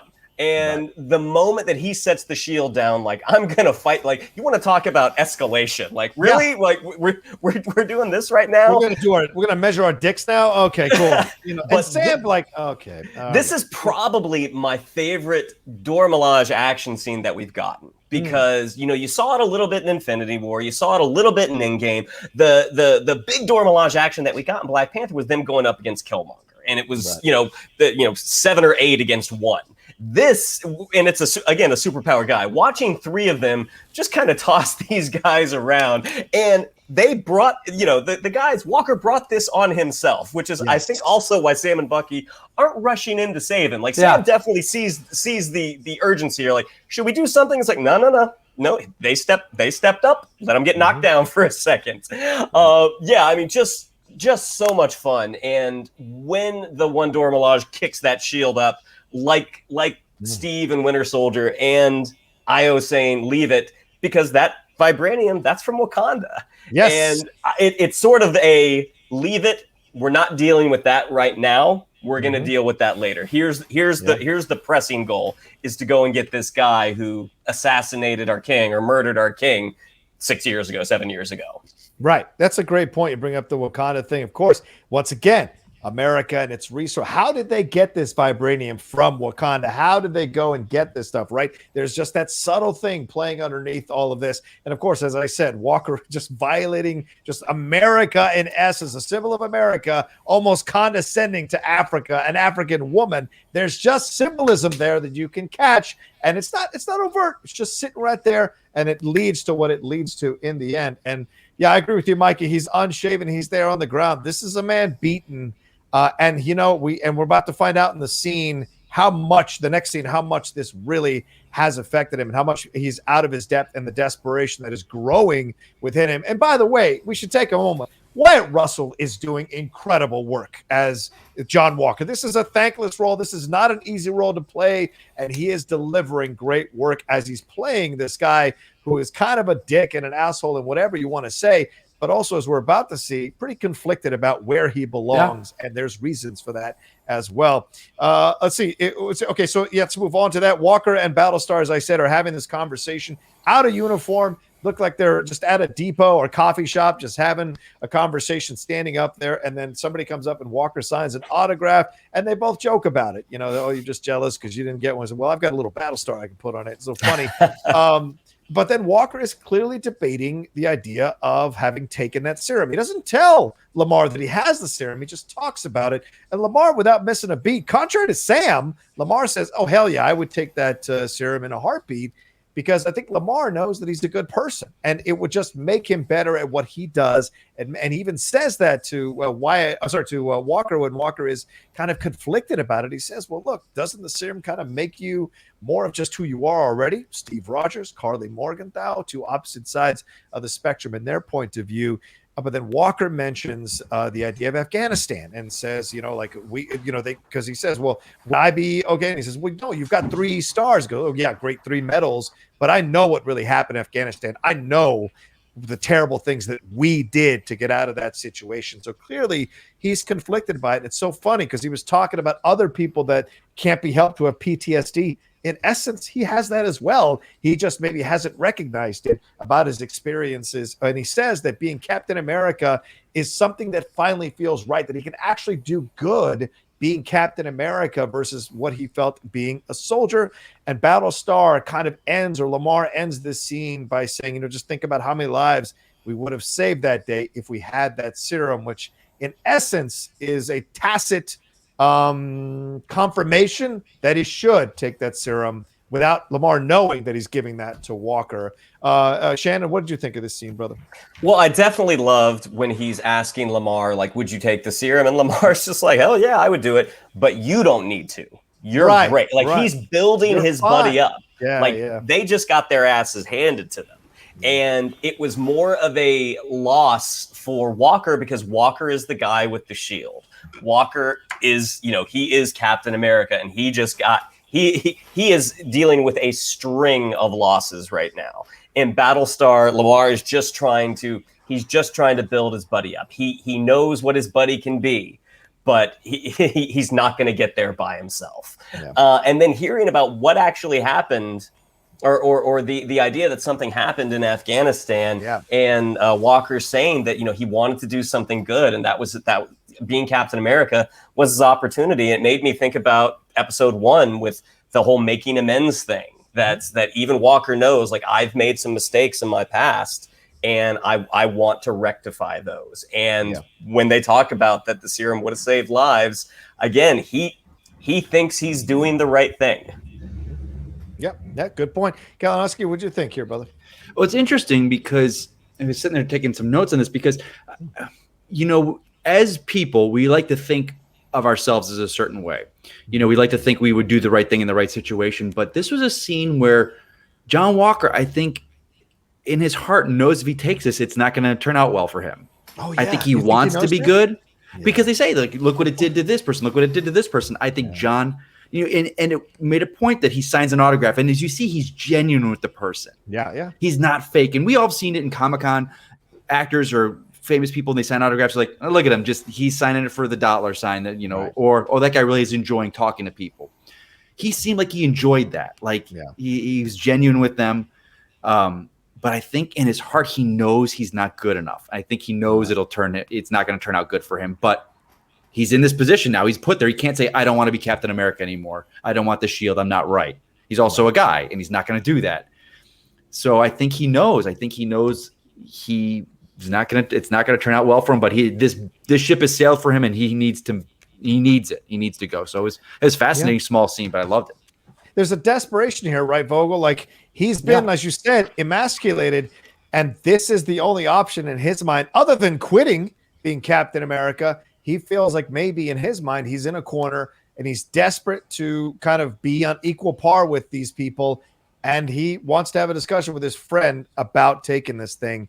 And we see it, right? What did you think about this scene? I thought the same thing Kalinowski did, is that you see this guy struggling with the fact that deep down he doesn't know that he's worthy of taking the super soldier serum, and he's really trying to decide.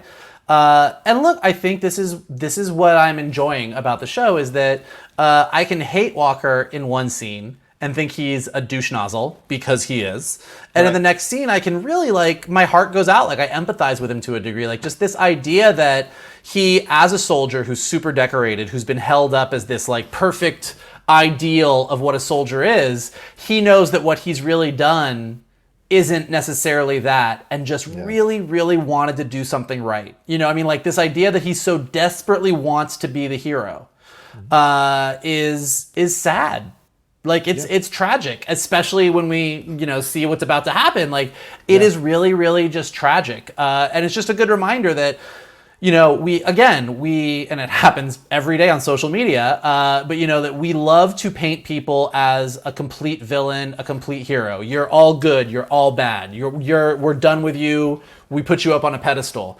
And this show, whether it be through Karli or Zemo or even Bucky, with everybody, and with John Walker, it's like he's kind of a horrible guy, but we also can empathize with him. And I thought that's what was really lovely about this scene. I also love just the callback to, like, the whole Erskine speech from Captain America. Just this whole idea that the super soldier serum just makes you more of whatever's there. So, like, as Stanley Tucci says in that first Captain America movie, like, a good guy becomes better and a bully becomes worse. And that is clearly what we see happen here.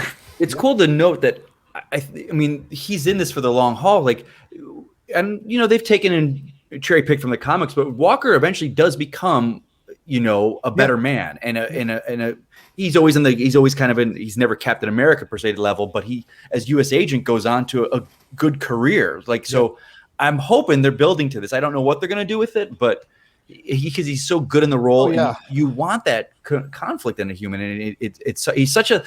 He said, like, I love the character of Walker, and I think, like, as an actor, to play a role like that, that's a wonderful role to play. Especially. Make it. Go ahead. I'm sorry. Mike. No. Go ahead, Mike. I'm sorry. No, I just think it's fascinating too, because Chris Evans is so beloved. So he's playing the challenge, and he said in interviews, he's like, I love this. I can't be Chris Evans. He was so perfect, but it's a challenge as an actor to be able to play what I'm playing against, and it's like this smorgasbord of material he's been given, and he's just being phenomenal with it.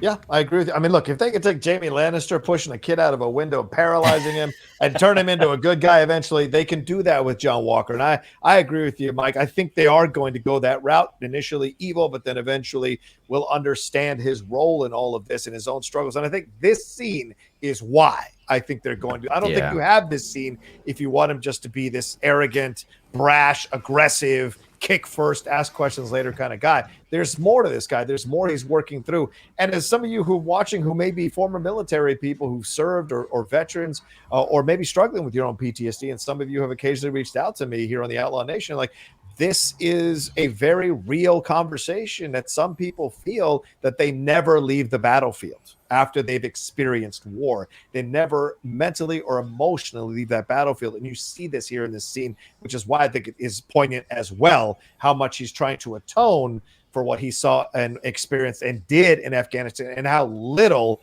those medals actually matter.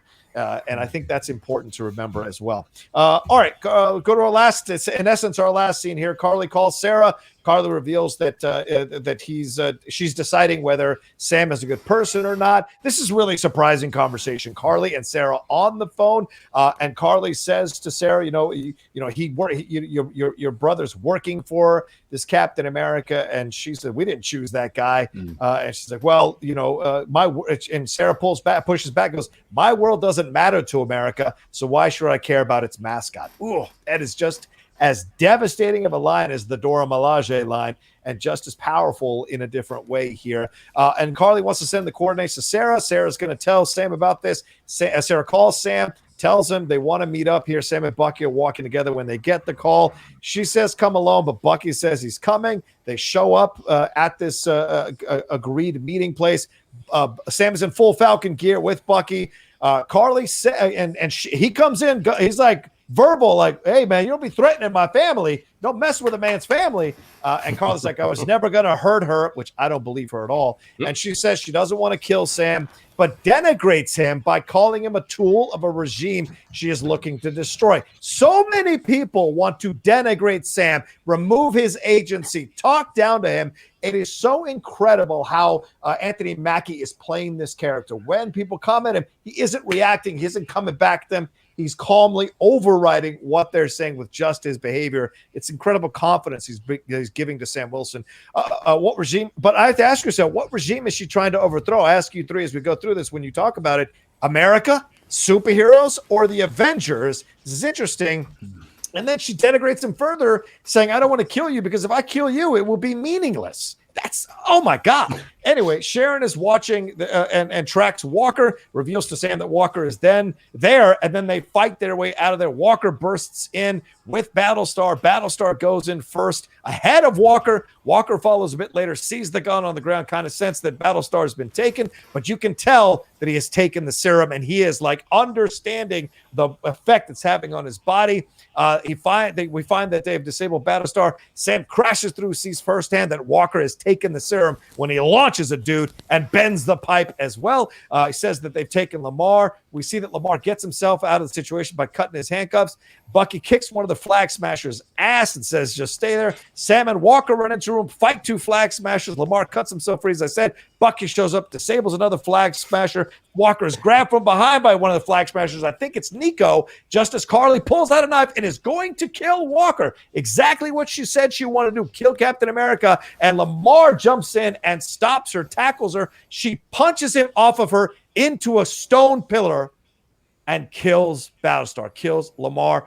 Walker is devastated, pissed, chases down the guy, Nico, and then pulls his best Christian Bale. Where is she? And then uses the shield to debilitate him and then to kill him in front of onlookers who are shooting video, taking pictures. Sam and Bucky run in and see this happening as well. Walker seems to have no remorse, even lingers over the body as Sam and Bucky look on. Walker looks up, notices everyone is watching him, and they do a great shot from below. He even adds a little what body wiggle, and the episode is over. Mikey, what in the fuck did we just watch? A lot of things. I thought the Karli. So to your point and to your question about what regime do they want to take down, I do think this is like a little bit of a. It's still very muddy what the Flag Smashers actually want. Like the fact that they are helping the people who are displaced, great, awesome. Steal supplies from the GRC, give it to the people that need it. But this bigger idea that we're going to take down regimes, what is it they want? I understand the bigger idea that we want to go back to the way things were before the blip, but like there's not really a plan. And in typical like sort of movie structure 101, by the time we're moving into the third act, the villain monologues and says, here is how I am going to accomplish my said goals. And it's still kind of muddy, which kind of leaves us with this whole, if I killed you, it would be meaningless. I want to join me or let me go do my thing. I've got to take down regimes. And you're like, what? It really is the plan? Or is the point that you don't really know what your plan is, which is also valid. But I think this is about the time that we should probably lay that out. I also thought there was a little bit of a muddiness in the blocking here, because I think even to your point, I think it's not quite right. What actually I think happens is the power broker, a.k.a. Sharon Carter, sends them a message and says, hey, they've found Walker or Walker's found them. Yeah. And Walker and Hoskins are somewhere else, wherever the other Flag Smashers are. And then Karli, Sam, and Bucky all take off and go to that place. Yeah. But it was all a little bit muddy in there. However, all that being said, once they get there, great fucking action sequence. Super Soldier versus Super Soldier. It was just the right amount of kind of like a little bit of Marvel fun, like Bucky kind of telling that one guy, he's like, hey, stay there. Just some great little moments before we got to this super, super intense fight. It was telegraphed. You knew where it was going. You knew what was going to happen.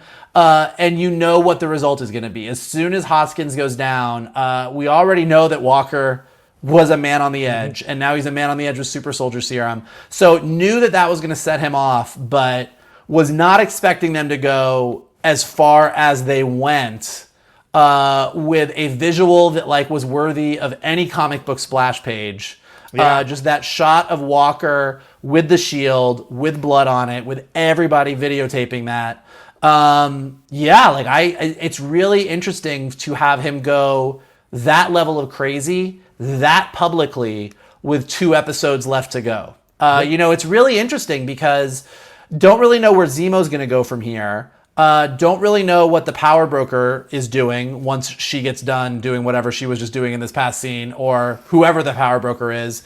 Don't really know where Sam and Bucky go from here, and I don't know where John Walker goes to recover from this. So what's happening in these next 2 episodes is kind of a giant question mark. Like as far as a cliffhanger to leave us on going into this next to these last 2, like kind of fascinating to see what's going to go down.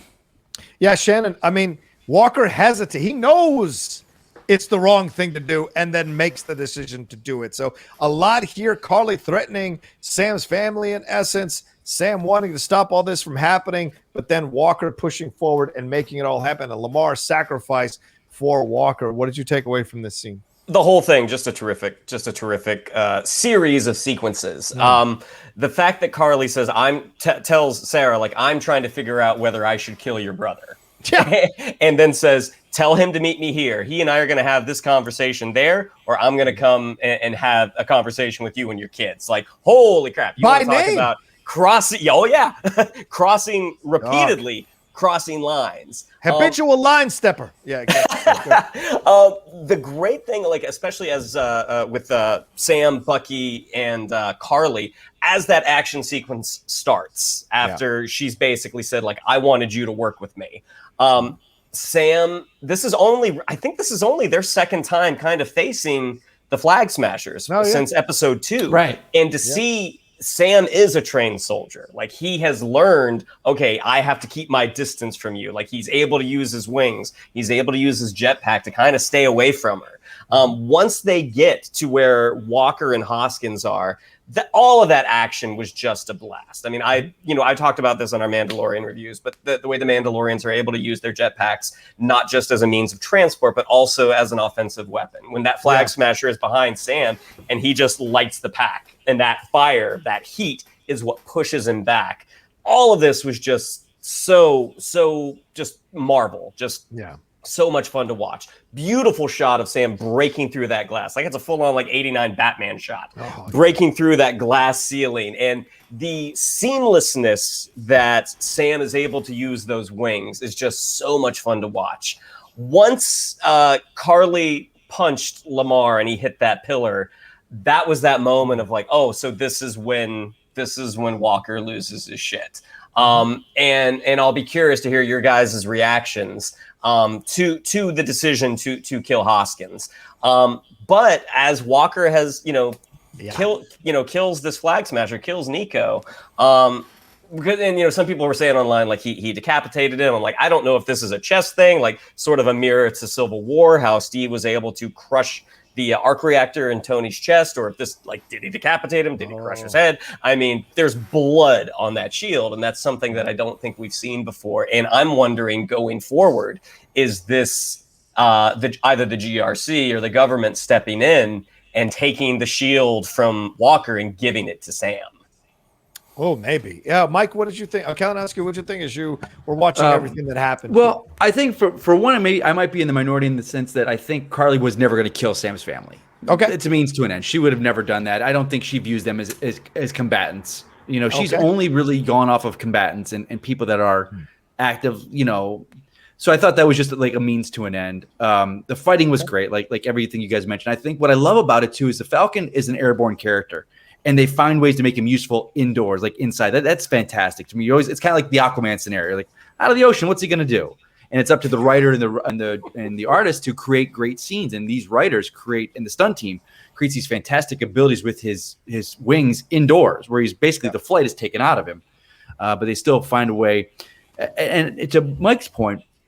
And Mike, refresh my memory. You said that with Walker went crazy at that point. Like, I don't know if I see him going crazy. Like, I think. Let me rephrase. I don't mean crazy. but Yeah, I don't. Well, and I probably did say that. I don't mean going crazy like he's now an insane villain person, but I'm like, he was already feeling like he needed to prove himself. He was already feeling like he had lost control of the situation. And he just lost his best friend, who was the one person that could keep him kind of, let's keep your cool. So, it's not surprising that he reacts the way that he does. And what I think it's fascinating, like, it's not a moment of like, oh my God, what did I do? And, say what you will to the people that either watch us or watch this show or whatnot. That's the George Floyd moment right there. On camera, knee on neck. For the world. And what's fascinating is how's the show's going to deal with this? Because it is current. Everyone's got a camera. We see it all the time. Yeah. And what's going to happen next episode? Because no matter, as much as the government loves him and wants a new Captain America, that's out there now. And that's fascinating to me. That's fascinating. It is. And we'll see where they go with it, because look, we all watch matter, this. They would say all caps matter, though. Well, I was going to say, like, look, we all watch this, and we kind of realize that maybe he didn't have to decapitate the guy and whatever. But to a lot of the world, this guy was a flag smasher. He was a terrorist. Exactly. They've been it's doing the PR. It's the people say with, well, don't do anything wrong. If you don't want the cops doing what they do, then don't. It's a world issue, and I think that's what's I applaud Marvel and Disney for doing this and going down a path that they didn't necessarily need to, but I think it's great. I do worry a little bit about it. Sorry, John. Okay. I just wanted to say I do worry a little bit about it. It's kind of the same thing that I was saying about the blip. It's like I think it's like noble and awesome to want to try and grapple with these ideas. I think it's great. I think this is what fantasy, superhero, sci-fi stories do really well.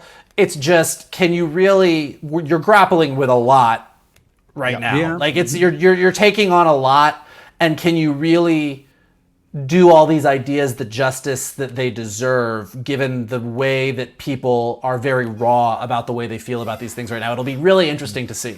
That's something I said since episode 1 of our review. I'm great with you yanking up the high wire higher and higher, but you better be able to cross that wire if you're going to yank it up, because our expectations grow as you bring up these subjects and bring up these issues and deal with them.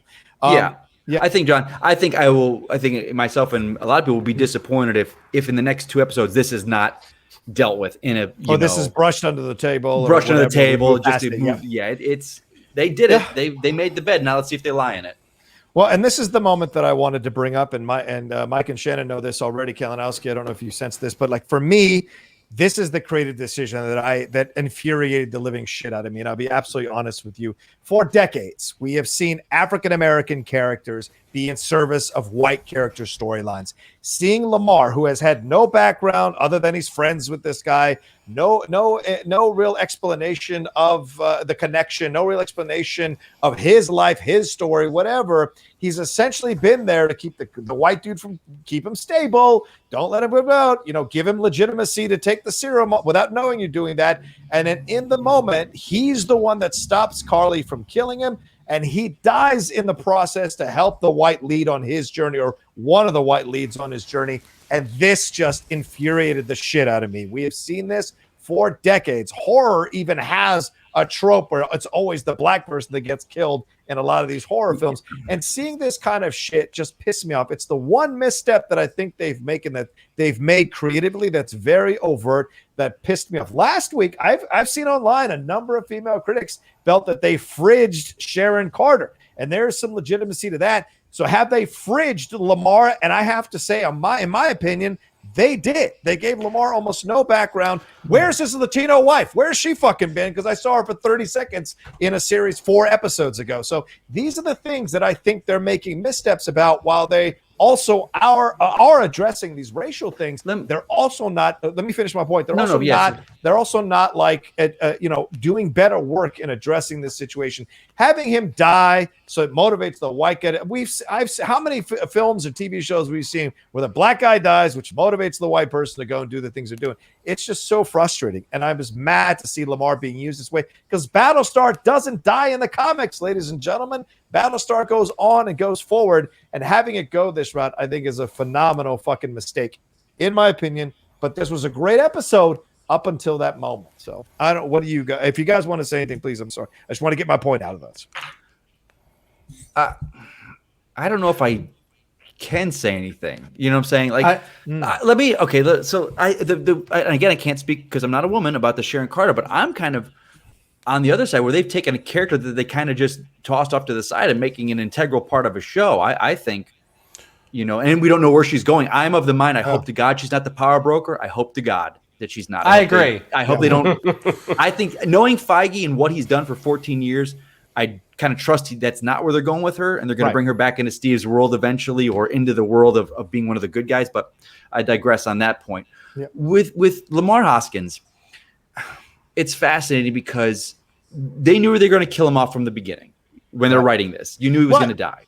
So do you cast John Walker and give him a Bucky instead of going Battlestar and doing, because Cap always had a Bucky in the comics, they say. So, okay, do you cast a white guy?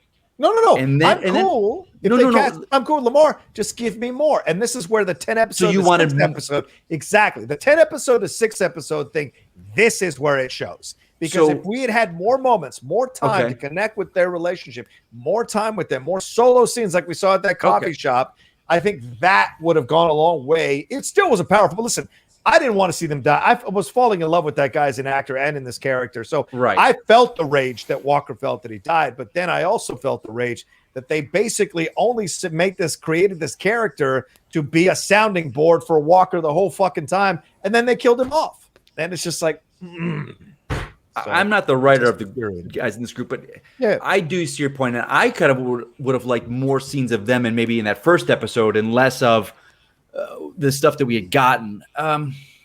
Because you're having the black guy. The fridging comment from the comics is such a, with Kyle Rayner and his girlfriend and where it came from. And again, I'm a white guy, so my perspective is not valid on it in the sense that every superhero is a white guy. So I get it. Can I ask? Friends. I'm not the guy to speak on it, really. Like, I'm just curious because I'm not quite clear. Like what? Because fridging is character gets brutally killed so that the white male can advance the plot. What was the complaint about Sharon Carter? And how are they comparing that to being fridged? Is that they were saying she couldn't handle being Adam, so she turned herself into a criminal. That she couldn't just keep being a good person. That she turned herself into a criminal. I think they're just not following the story enough. I'm not gonna comment on it. Yeah, I'm not gonna dismiss anyone's opinion, and everyone is valid. And everyone's opinion is valid in that. But I do think that I think that calling that is a valid complaint. I don't necessarily like the way that Sharon Carter went in the last episode either. I do think, and I am happy to be corrected on this, I think jumping to saying that's the equivalent of fridging is maybe doing a little bit of a disservice to characters that actually do get fridged, because she still has a vibrant life and has made decisions. So it's a little bit of an interesting way to express that frustration. On the Hoskins front, couple things. I don't want to, not like I'm trying to hold out hope on this, but he may not be dead. Just so we're clear, like Bucky fell out of a train and came back several years later as a trained assassin. So in the world of comic books, there is the potential yes. So just saying, in the bigger picture of things, we don't know that this is the end of Lemar Hoskins' story, even if he's dead for the next 2 episodes, because this is the Marvel Cinematic Universe. Right. All that being said, to your specific thing, I think that using the horror movie trope as an example, the reason that it was a problem that it was always the black guy that died in a horror movie is because there was only ever one black guy in the horror movie.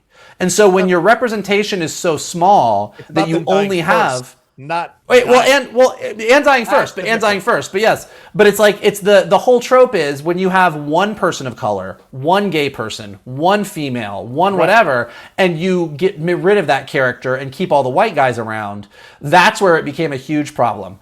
I'm not saying that Hoskins being used to further John Walker's story isn't problematic, but I think it makes it less problematic in a show where you have Sam and Sarah and Karli and like that one. I'm not saying you're wrong. I'm not arguing the point. I'm just saying that when you get into those tropes of a person of color, or it's the similar thing that like every time you have a gay or lesbian couple in a movie, like in a show like Walking Dead, it's a guarantee that they're going to lose their relationship because the gay people always lose it first. I think that the more representation you have throughout your entire cast, the less this becomes as big of an issue as it's been in the past, is all I'll say on it. Well, and that's fair, but then by the same token, that is almost tantamount to saying, hey, Walter Hamada can't be racist, he's Asian. Like, it's just like, just because you've got black characters or women in your show doesn't mean you can't default and make a creative decision that is insensitive or unearned or a mistake. It doesn't, but it doesn't cover you making a mistake just because you've got characters. But again, to Kalinowski's point, like there will always be characters in stories who die and drive other characters to do things. I mean, that's the story of Sam and Bucky. Like Bucky died. We've seen decades of black characters having that. So let's stop doing that. That's my point. But what I'm saying is the reason that it's a problem is because of lack of representation. I don't think that you or anyone is saying we should no longer have a black character die in a superhero story. I am saying So you're saying that if a black character, so you're just saying, I just want to be clear. So you're saying that if a black character is in a show or a story, they should not be killed for any reasons. I didn't say for any reasons. You're changing my words. I'm saying they should not be killed to further the white lead storyline if they haven't even remotely bothered to flesh out that character more, to give them love, to give them some real background, some actual character. Look, that actor has done a fantastic job with Lemar. Absolutely. Absolutely. With this limited screen time he's had. But from the beginning, he has been billed from his first scene in that locker room. It is about, let me talk to the white guy. Let me help the white guy out. Let me get into his head and make sure he's okay. And every time, hey, man, John, why don't you pull back? Can't punch your way out of this one. Oh, you can totally take the serum. Oh, shit, I don't want the crazy white guy or the unstable white guy to die. I'm going to throw myself at this super soldier to stop her, and that ends up costing my life. These are the decisions that I think are mistakes by the creators that they could have fleshed out. Sam is your star. Of course you're going to flesh out that story, but these are the characters. If you're going to have people of color in them, I'm asking you to be a bit more fucking sensitive about how you use these characters in these shows. You know, that's my point overall. I totally get that. And I'm just thinking, because we go back to the point of the creative in the room when they're creating this, and Marvel, or I'd say over the past 4 or 5 years, has really been a great diversity push and really inclusion in all their films. Right. When it didn't have it for the first one. When it didn't have it before, when you got 5 white leads. Films? Yeah. Sure. And I think some of the writing was like, okay, let's see, we got Captain America, we need a sidekick. Or partners, they're calling it. Well, Battlestar is usually with this. Do we do a Bucky? Okay, do we hire a white actor then? It's 2 white guys. No, let's go. Right. And I see that. And then to your point, you're okay with that, but it's more like, let's flesh these characters out so they're not just, hey, let me come in and stop my white guy friend from doing this. Let's make them. I see what you're saying, John, and I do get it. I think also Kalinowski, the optics of having the mixed race person kill the black person. That's also another part of this that I think is a bit uncomfortable as well. In my opinion, and Karli, she's of mixed heritage. She's an actress herself. So to me, I'm like, these are things that kind of trouble me a little bit as we're moving forward as creatives in 2021. Like, I just think this stuff needs to stop. Flesh it out, then you earn it. I think there's 2 different things we're talking about here, and I think that one, I think the one issue is that you feel that John Hoskins was underwritten. I'm sorry, who's John? I'm thinking Bob Hoskins. I think John Hopkins, the hospital. There you go. John Hopkins. I think Lemar Hoskins was you're the issue that Lemar Hoskins was kind of underwritten, and every scene was just sort of in service to John Walker, and I think that's valid. I think that as we've talked about, as Shannon has said on some of these moments in Falcon and Winter Soldier, I think that there are a lot of moments that are maybe a little underwritten, and I think Lemar Hoskins in general was underwritten. So I think that makes his sudden death feel a little bit more problematic. I do think, though, as we get into the bigger, like I said, I think the issue with the trope of a person of color or a person who is other dying in service of a white male lead to drive their story forward. White lead could be white female lead too. We saw that in the Help. But anyway, go ahead. I think that as shows, movies, stories do become more diverse and you have representation throughout, I do think that becomes less of an issue. And so I think even in this show, that's where it's like, if Lemar Hoskins was the only black guy in this entire show and this happened, it would be a much bigger spotlight than it is now. Agreed. Yeah. And 100 years from now, when we balance the scales, then yes, Mike, I'll be okay with it. But until then, we've still got work to do. That's my only point. Shan, you haven't chimed in on this. Any thoughts on it? Well, the big thing is structurally that character's death makes sense. But that being said, I'm gonna take a cue from Sam Wilson here and listen. I'm very curious to hear our comments or to read our comments from our audience to see what they thought about Lemar Hoskins' death. I mean, because I do agree with you that you would like more from all of these characters. I do think I've not read where Malcolm Spellman did say that he wrote kind of this with the 10 episodes in mind and he got 6. I've not read that. I've heard people say that. But we would love more of everything. And I think the relationship between Walker and Hoskins definitely could have used some more exploration. That being said, sometimes you don't get that. And to the show's detriment, in my opinion. And I think we covered that last episode. So I'll be curious to see it because I actually did look it up on Twitter today. I was kind of like, is anyone talking about this? Because as soon as he died, I'm like, okay, this is where Walker takes that next step. But I again, the trope of the black guy dying first. I'm like, that is very much a thing. Could you have gotten Walker to that point without that? Yes. But then it sort of changes that character's journey, and maybe that's not where they needed to take him. But I'll be curious to read our comments tomorrow to see what people thought about this. Yeah, I'm sure I'll be pilloried, but I don't care. I mean, sometimes you have to say certain things and point them out and see and bring them up for discussion. No, I think it's good that you brought it up. It's good to bring it up. Like a panel that is kind of what we've got right here. It's many different points of view, but you guys, Mike and Shannon, being episodic writers. You've only got so much real estate, and they are secondary characters to the two leads of the show. And I think this is a testament to the acting of the two of them. From the minute I met them, I believe their chemistry. I didn't need more scenes. Absolutely. I don't buy these guys as best friends. Like, I love their chemistry. So I think maybe as they were writing, and I don't know if they had what do you guys think? They had it all written out at once?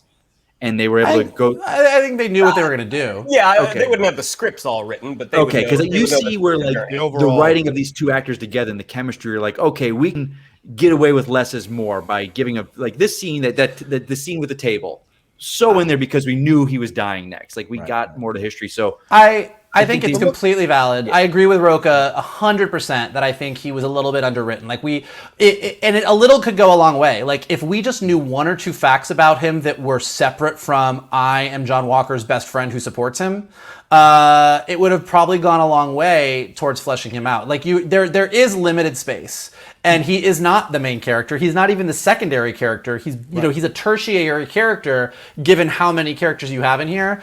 I will say, I think that his death bothered me less than the way they sort of dropped the ball on Monica Rambeau in WandaVision, which I feel to me is a bit more egregious, just because she's a primary character and her story kind of just fell flat. And we talked about it for the same reasons. They had as much as they had a huge finale, it was limited space. They devoted it to Wanda and Vision. That's the names in the show. I get it, but the way that she fell flat.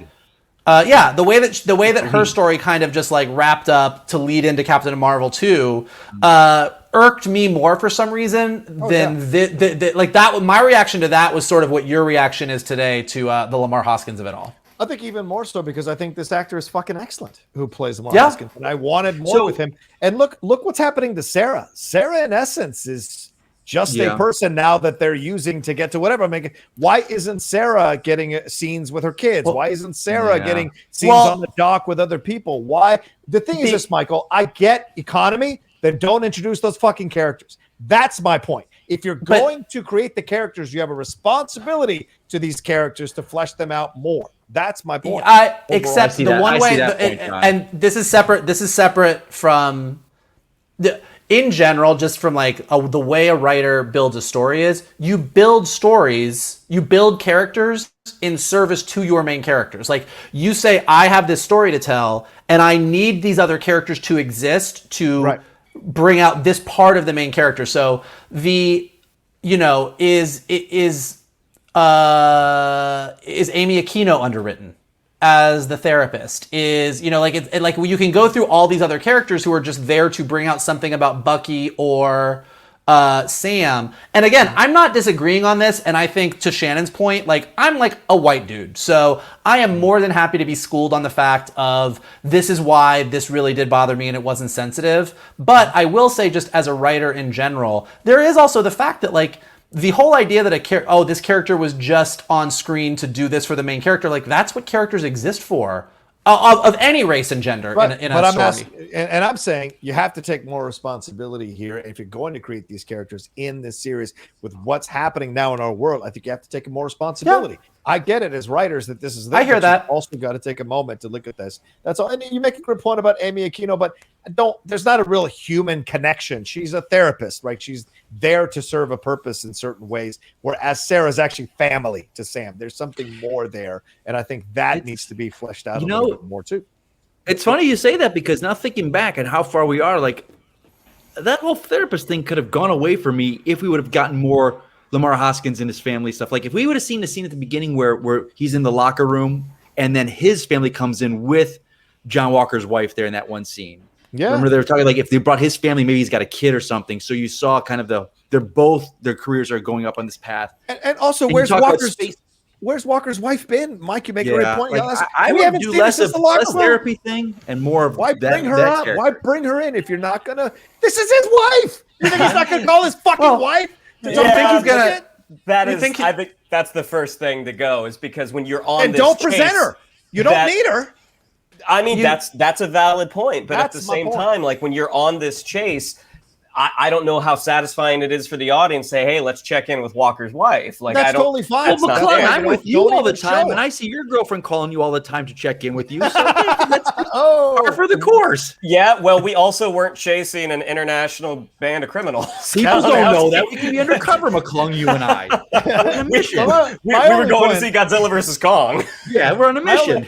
My only point at the end of it is don't bring her in if you're not going to flesh it out. That's the whole thing. Don't bring in the Latina wife who's only there for a moment or a few seconds if you're not going to flesh it out. That's a wife, son. That is a wife. There's more here, and they haven't touched on any of that. And don't tell me there couldn't be scenes with him and Walker on the phone, her and Walker talking about stuff. There could have been more to flesh it out. And who knows? Maybe these next two episodes we'll get it. But I just feel like when you bring characters of color into your piece, I want writers and creators and executive producers, especially if they're white, and this guy is white, to take a moment and actually like look at this stuff and flesh it out more. We need to be more aware of it. That's all I'm highlighting here. Some of you are probably going to kill me in the chat, knock yourselves out. No, it's discussion, man, and it needs to be done. Bringing it for discussion. It's discussion. It's all, like Michael said, no one's telling anyone's opinion is wrong, and you shouldn't. Yeah. Yeah, I think I'm like that's a one. Like I love Keanu Reeves with you're going to tell me that 1 + 1 = 5? Okay, sure, okay. Well, and look, to wrap it all up, I think Shannon makes the best point. Like we've literally spent an entire you say over the white 2 straight hours. Man just made the best point. Yep. All right, go ahead. Okay, there it is. That's it. But no, I do think, look, we spent over 2 hours talking about this episode, and a main thing that we've talked about is the fact that Sam deserves to be Captain America because he's listening to every opinion, and he might not agree with every aspect of it. As he says to Karli, I don't agree with the way you're fighting, but I agree with your fight. So even as we discuss all of these things, like it's not here to say, oh, well, you're wrong. How could you be such an asshole? Why do you have this opinion? Right. If we can't all have different opinions on a fucking Marvel show, we're not going to be able to tackle the bigger issues. So Shannon's right. Let's be like Sam.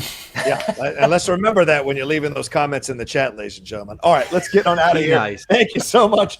We're over 2 hours, as Michael states, so we should wrap this up. I appreciate you guys being willing to have this discussion at the end of the episode. Thank you very much. It's always fun to have discussions and hear from other people's points of views, for sure. And thank all of you for watching our review very much. And we'll be back to review these over the next 2 weeks as well with our brother, Mike Kalinowski. Can't thank him again for coming aboard this train, brother. You've been the best. Thank you very much. And Shannon, what do we have to tell them? Yeah, if you'd like to follow us on social media, on Twitter, it's @geek_buddies, on Instagram, @the_geek_buddies. If you'd like to follow me on social media, on Twitter, it's @Shannon_McClung, on Instagram, @Shannon_the_Geek_buddy. If you would like to follow Mr. Vogel, it is @MKToon. If you would like to follow Mr. Rocha, it is @TheRochaSays. Mikey? Hey, if you enjoyed this conversation and you want us to have more, here are some ways that you can help us. First, you can send us Turkish Delight because we like it and it sounds delicious. I've never actually eaten it, but I would like to. And if you're not sending us Turkish Delight, you can hit the like button below. You can subscribe to Johnny's Outlaw Nation page. Like we've all been saying, leave comments below. Don't yell at each other. Let's actually have conversations because there's a lot to actually have conversations about here. Let us know what you thought of this episode. What did you agree with? What did you disagree with? What do you think is going to happen in these final 2 episodes as we go into the end of Falcon and Winter Soldier? And then again, the best thing that you can do is if you're listening to us on Anchor or Spotify or Apple Podcasts, give us some stars, give us some ratings, give us some comments. It helps us go up in the rankings. And as always, retweet this video, send it to your friends, text it to your mom, tell her to check us out. We're really adorable. Moms love us. And that's what you can do. There you go. And of course, we want to thank once again Mike Kalinowski for being our guest here on these reviews. Kalinowski, where can they find you and everything that's going on, brother? My friends, you can find me at Mike Kalinowski on Twitter. That's my preferred social media choice. My YouTube channel, check me out there. 9 a.m. Wednesdays, Christian Harloff and I over on the SCM. We got our Sith Council review show every single week. Spoiler reviews joining us over there. John, you and I got a big free-for-all coming up, don't we, pal? Yes, we do. Free for all for the Schmodown coming up That's coming very soon. Very soon. Couple of See, weeks. you and I will be duking it out. Oh, I hope boy. so. Oh, Who knows boy. what number each of us has, but it'll be fun if we get to be I'm going to be one again. I'm going to be one again, like my first time doing it. Screw that crap. I'll come in one, then Bibiani, then you, then Merle, and then like JT are in there. I was like, forget it.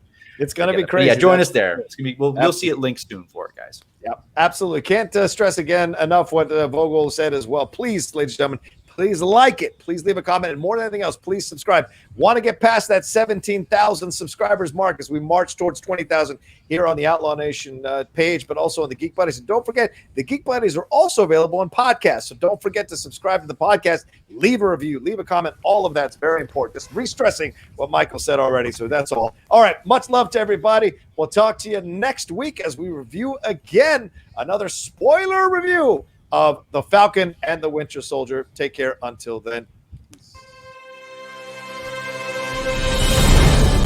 Wait, on the There it is. Geek. Yeah, now what happened? Buddies! Hey!